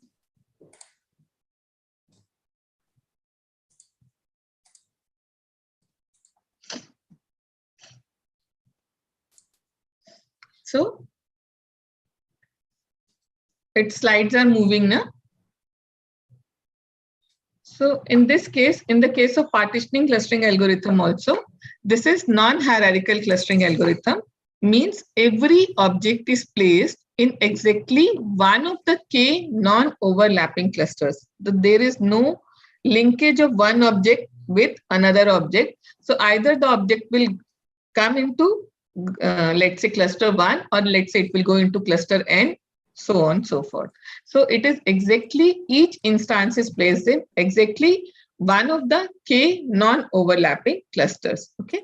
Since only one set of clusters is the output, the user has to specify the desired number of clusters k. So that is a very important condition for this particular clustering algorithm, because we need to specify in advance the total number of clusters. Then only this algorithm will start working. So there are many methods using which we can find out the right number of clusters. And whenever we are going with, particularly with clustering, we should have some understanding of our data. At the same time, some objective in our mind. Basically, that objective is related to, means how many number of groups are there in this particular data. And then we can try with the nearest of the same, means maybe if we have got 5 in our mind, so we can try with 3, 4, and 5, and let's say 6, and then we can find out which clustering is giving us the good results.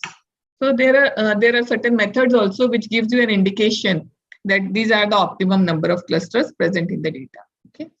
So as far as this k-means algorithm is concerned, how it works is it basically randomly selects your k object as cluster center or mean, because we are going to divide our data now into k clusters. Okay. So basically how this algorithm works is it works towards optimizing the distance of the cluster object, distance of the objects from the cluster center. Okay. So how it works is initially you give a value of k. So by default, the algorithm has certain criteria that it initializes the K cluster centers, maybe by taking the top values or maybe by taking random values for the K cluster centers. And then how it calculates is, it calculates the distance of object from the cluster center, and then it go for basically doing the assignment based on the distance. Okay.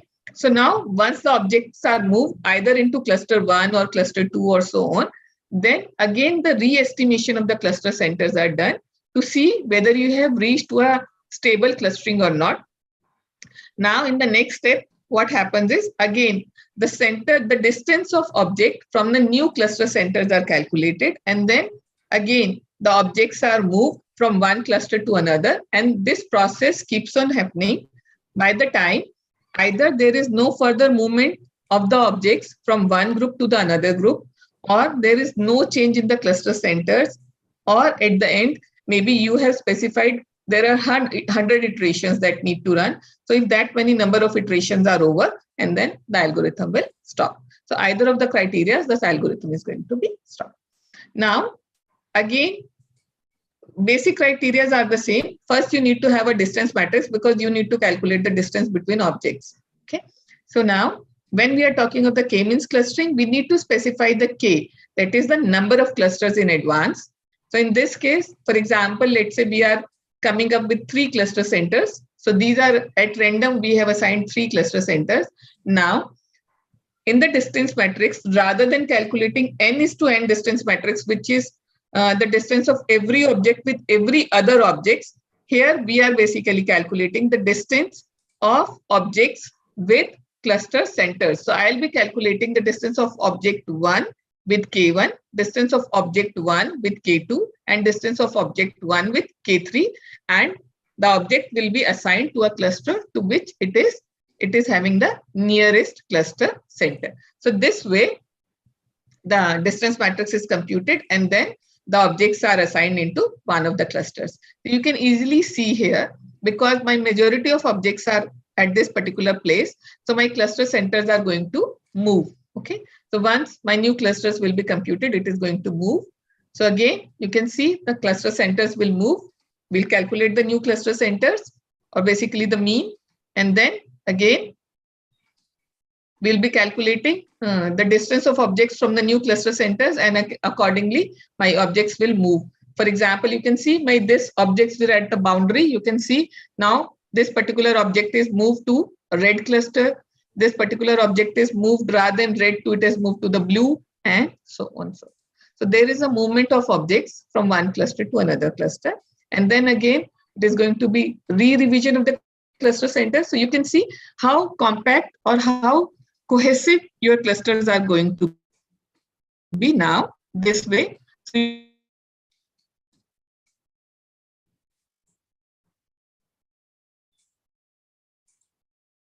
So you keep on doing this process, and then we are a very small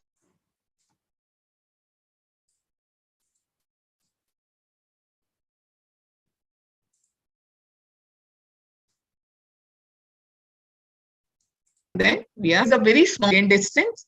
So based on this, now my distance matrix is now not n:n. My distance matrix is n:k.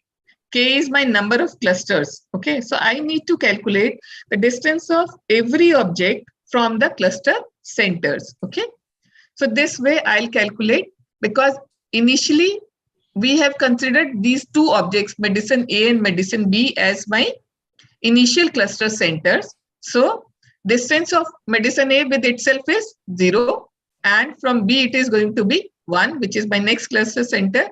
Similarly, the distance of second object from the first cluster center and second cluster center. Similarly, distance of object 3 from the first cluster center and the second cluster center. So you can see this object is going to be in a second group. Okay, because this is more closest to the. So this is my first how my clusters are going to be formed. So this way,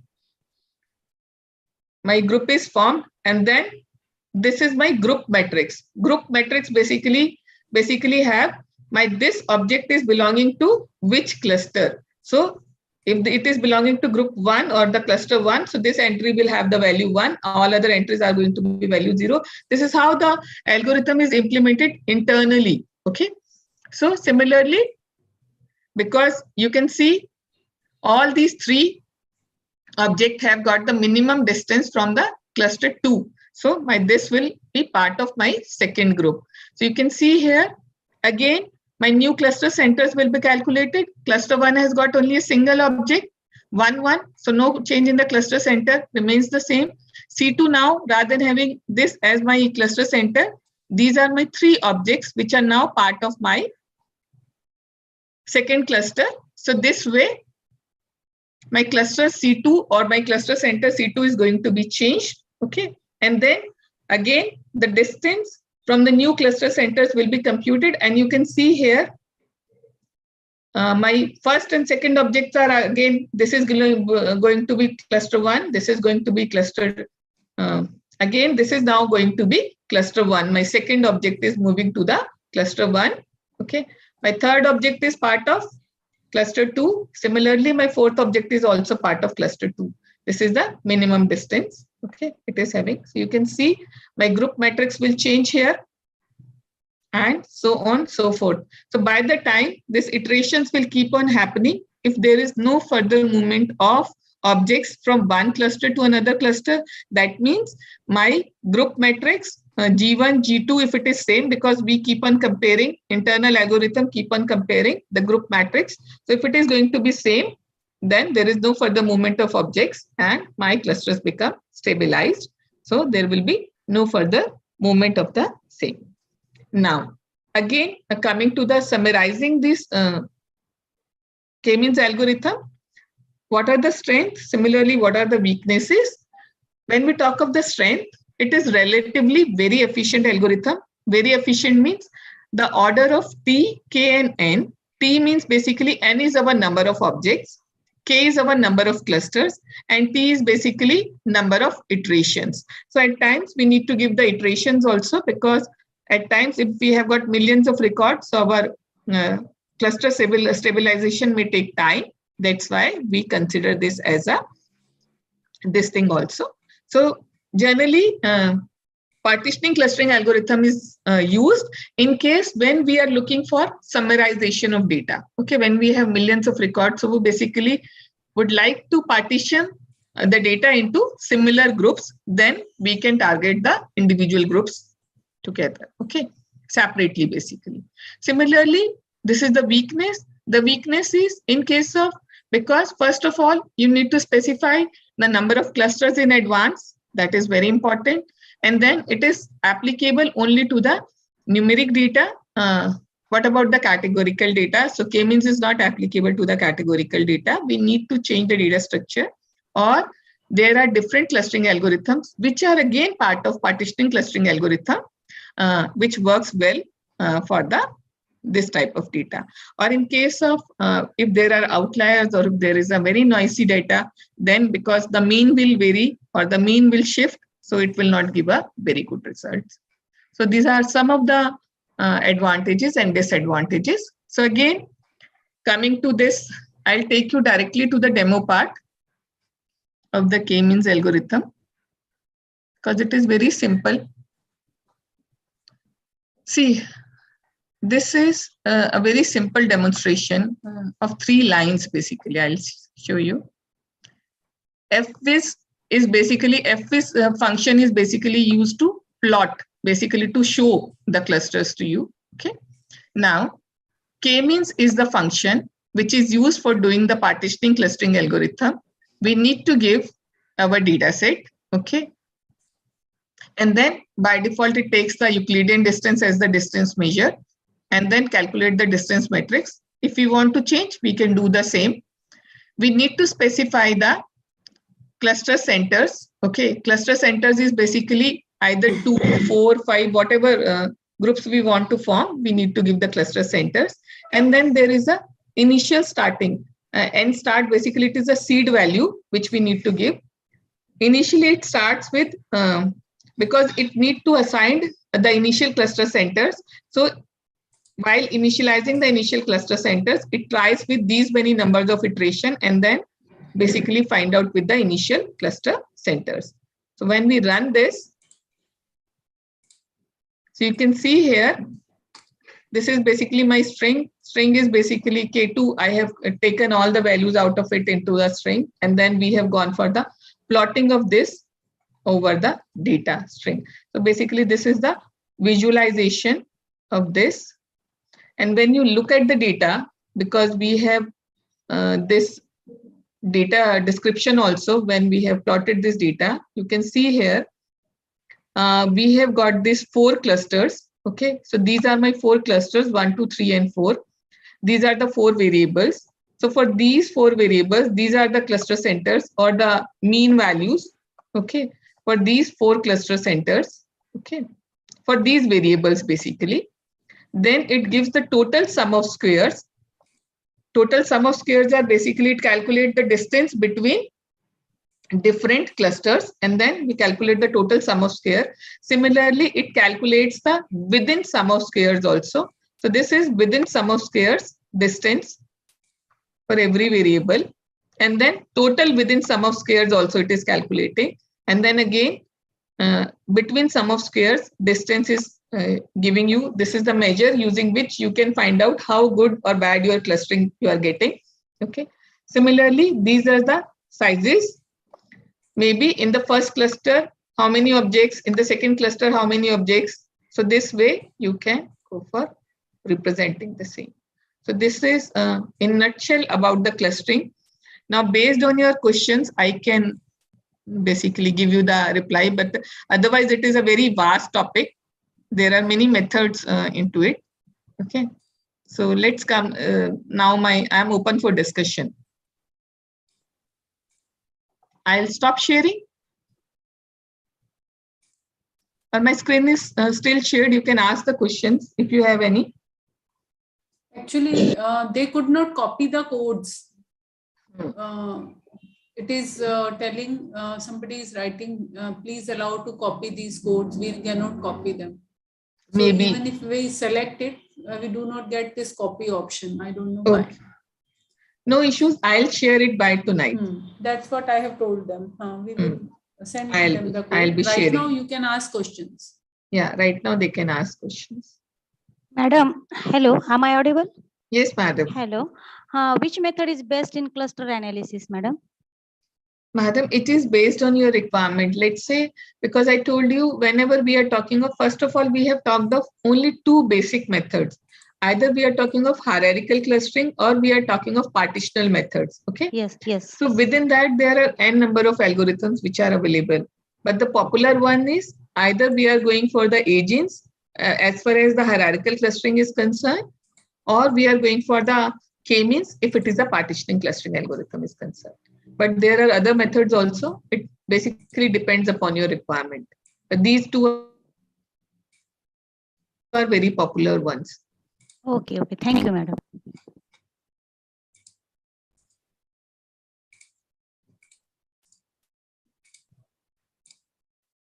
I'll stop sharing now.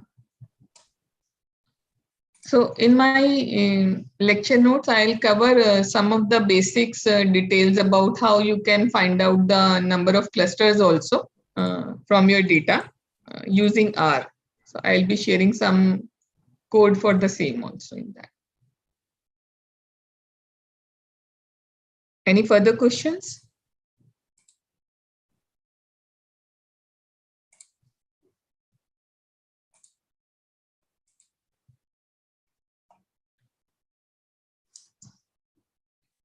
It was a very nice lecture. In fact, I Thank could you, madam. listen to some part of it in between. Like I had to go for some tea. Basically, for these participants, we have purchased a new carpet for the roof, but unfortunately, they are not available physically here. So for that, some tea party was there. So like we needed to go there for some time, but in general, like well explained, covered all theory as well as practical. Yeah, and but I think today it is timely done, because in the morning we have that data extraction lecture where from like they can get data basically. okay. So millions of records were there. So one can even do clustering for that and try it out. So I think this is May I stop the recording? Someone from participant side can tell how did they feel about this lecture. Participants have written. So thank you so much. Yeah. Thank you so much for this opportunity so that I can share my knowledge with the colleagues, my colleagues. Yeah, so thank you so much, madam, for this opportunity. Thank you. In fact, we are thankful to you that you could spare some time for these lectures. So in fact, in chat box, we can see if some question is there. I don't think there are any questions because classification into subgroups. So there are no questions as such. My apologies. My lecture notes could not be shared. I'll share it. We will share. We will share. Once we receive, we will share with them. We have got group with them, so we will share. Anyway, we are going to give them the compilation. So thank you very much, Dr. Alka, for your presence and delivering the lecture. One question has come. I don't know whether session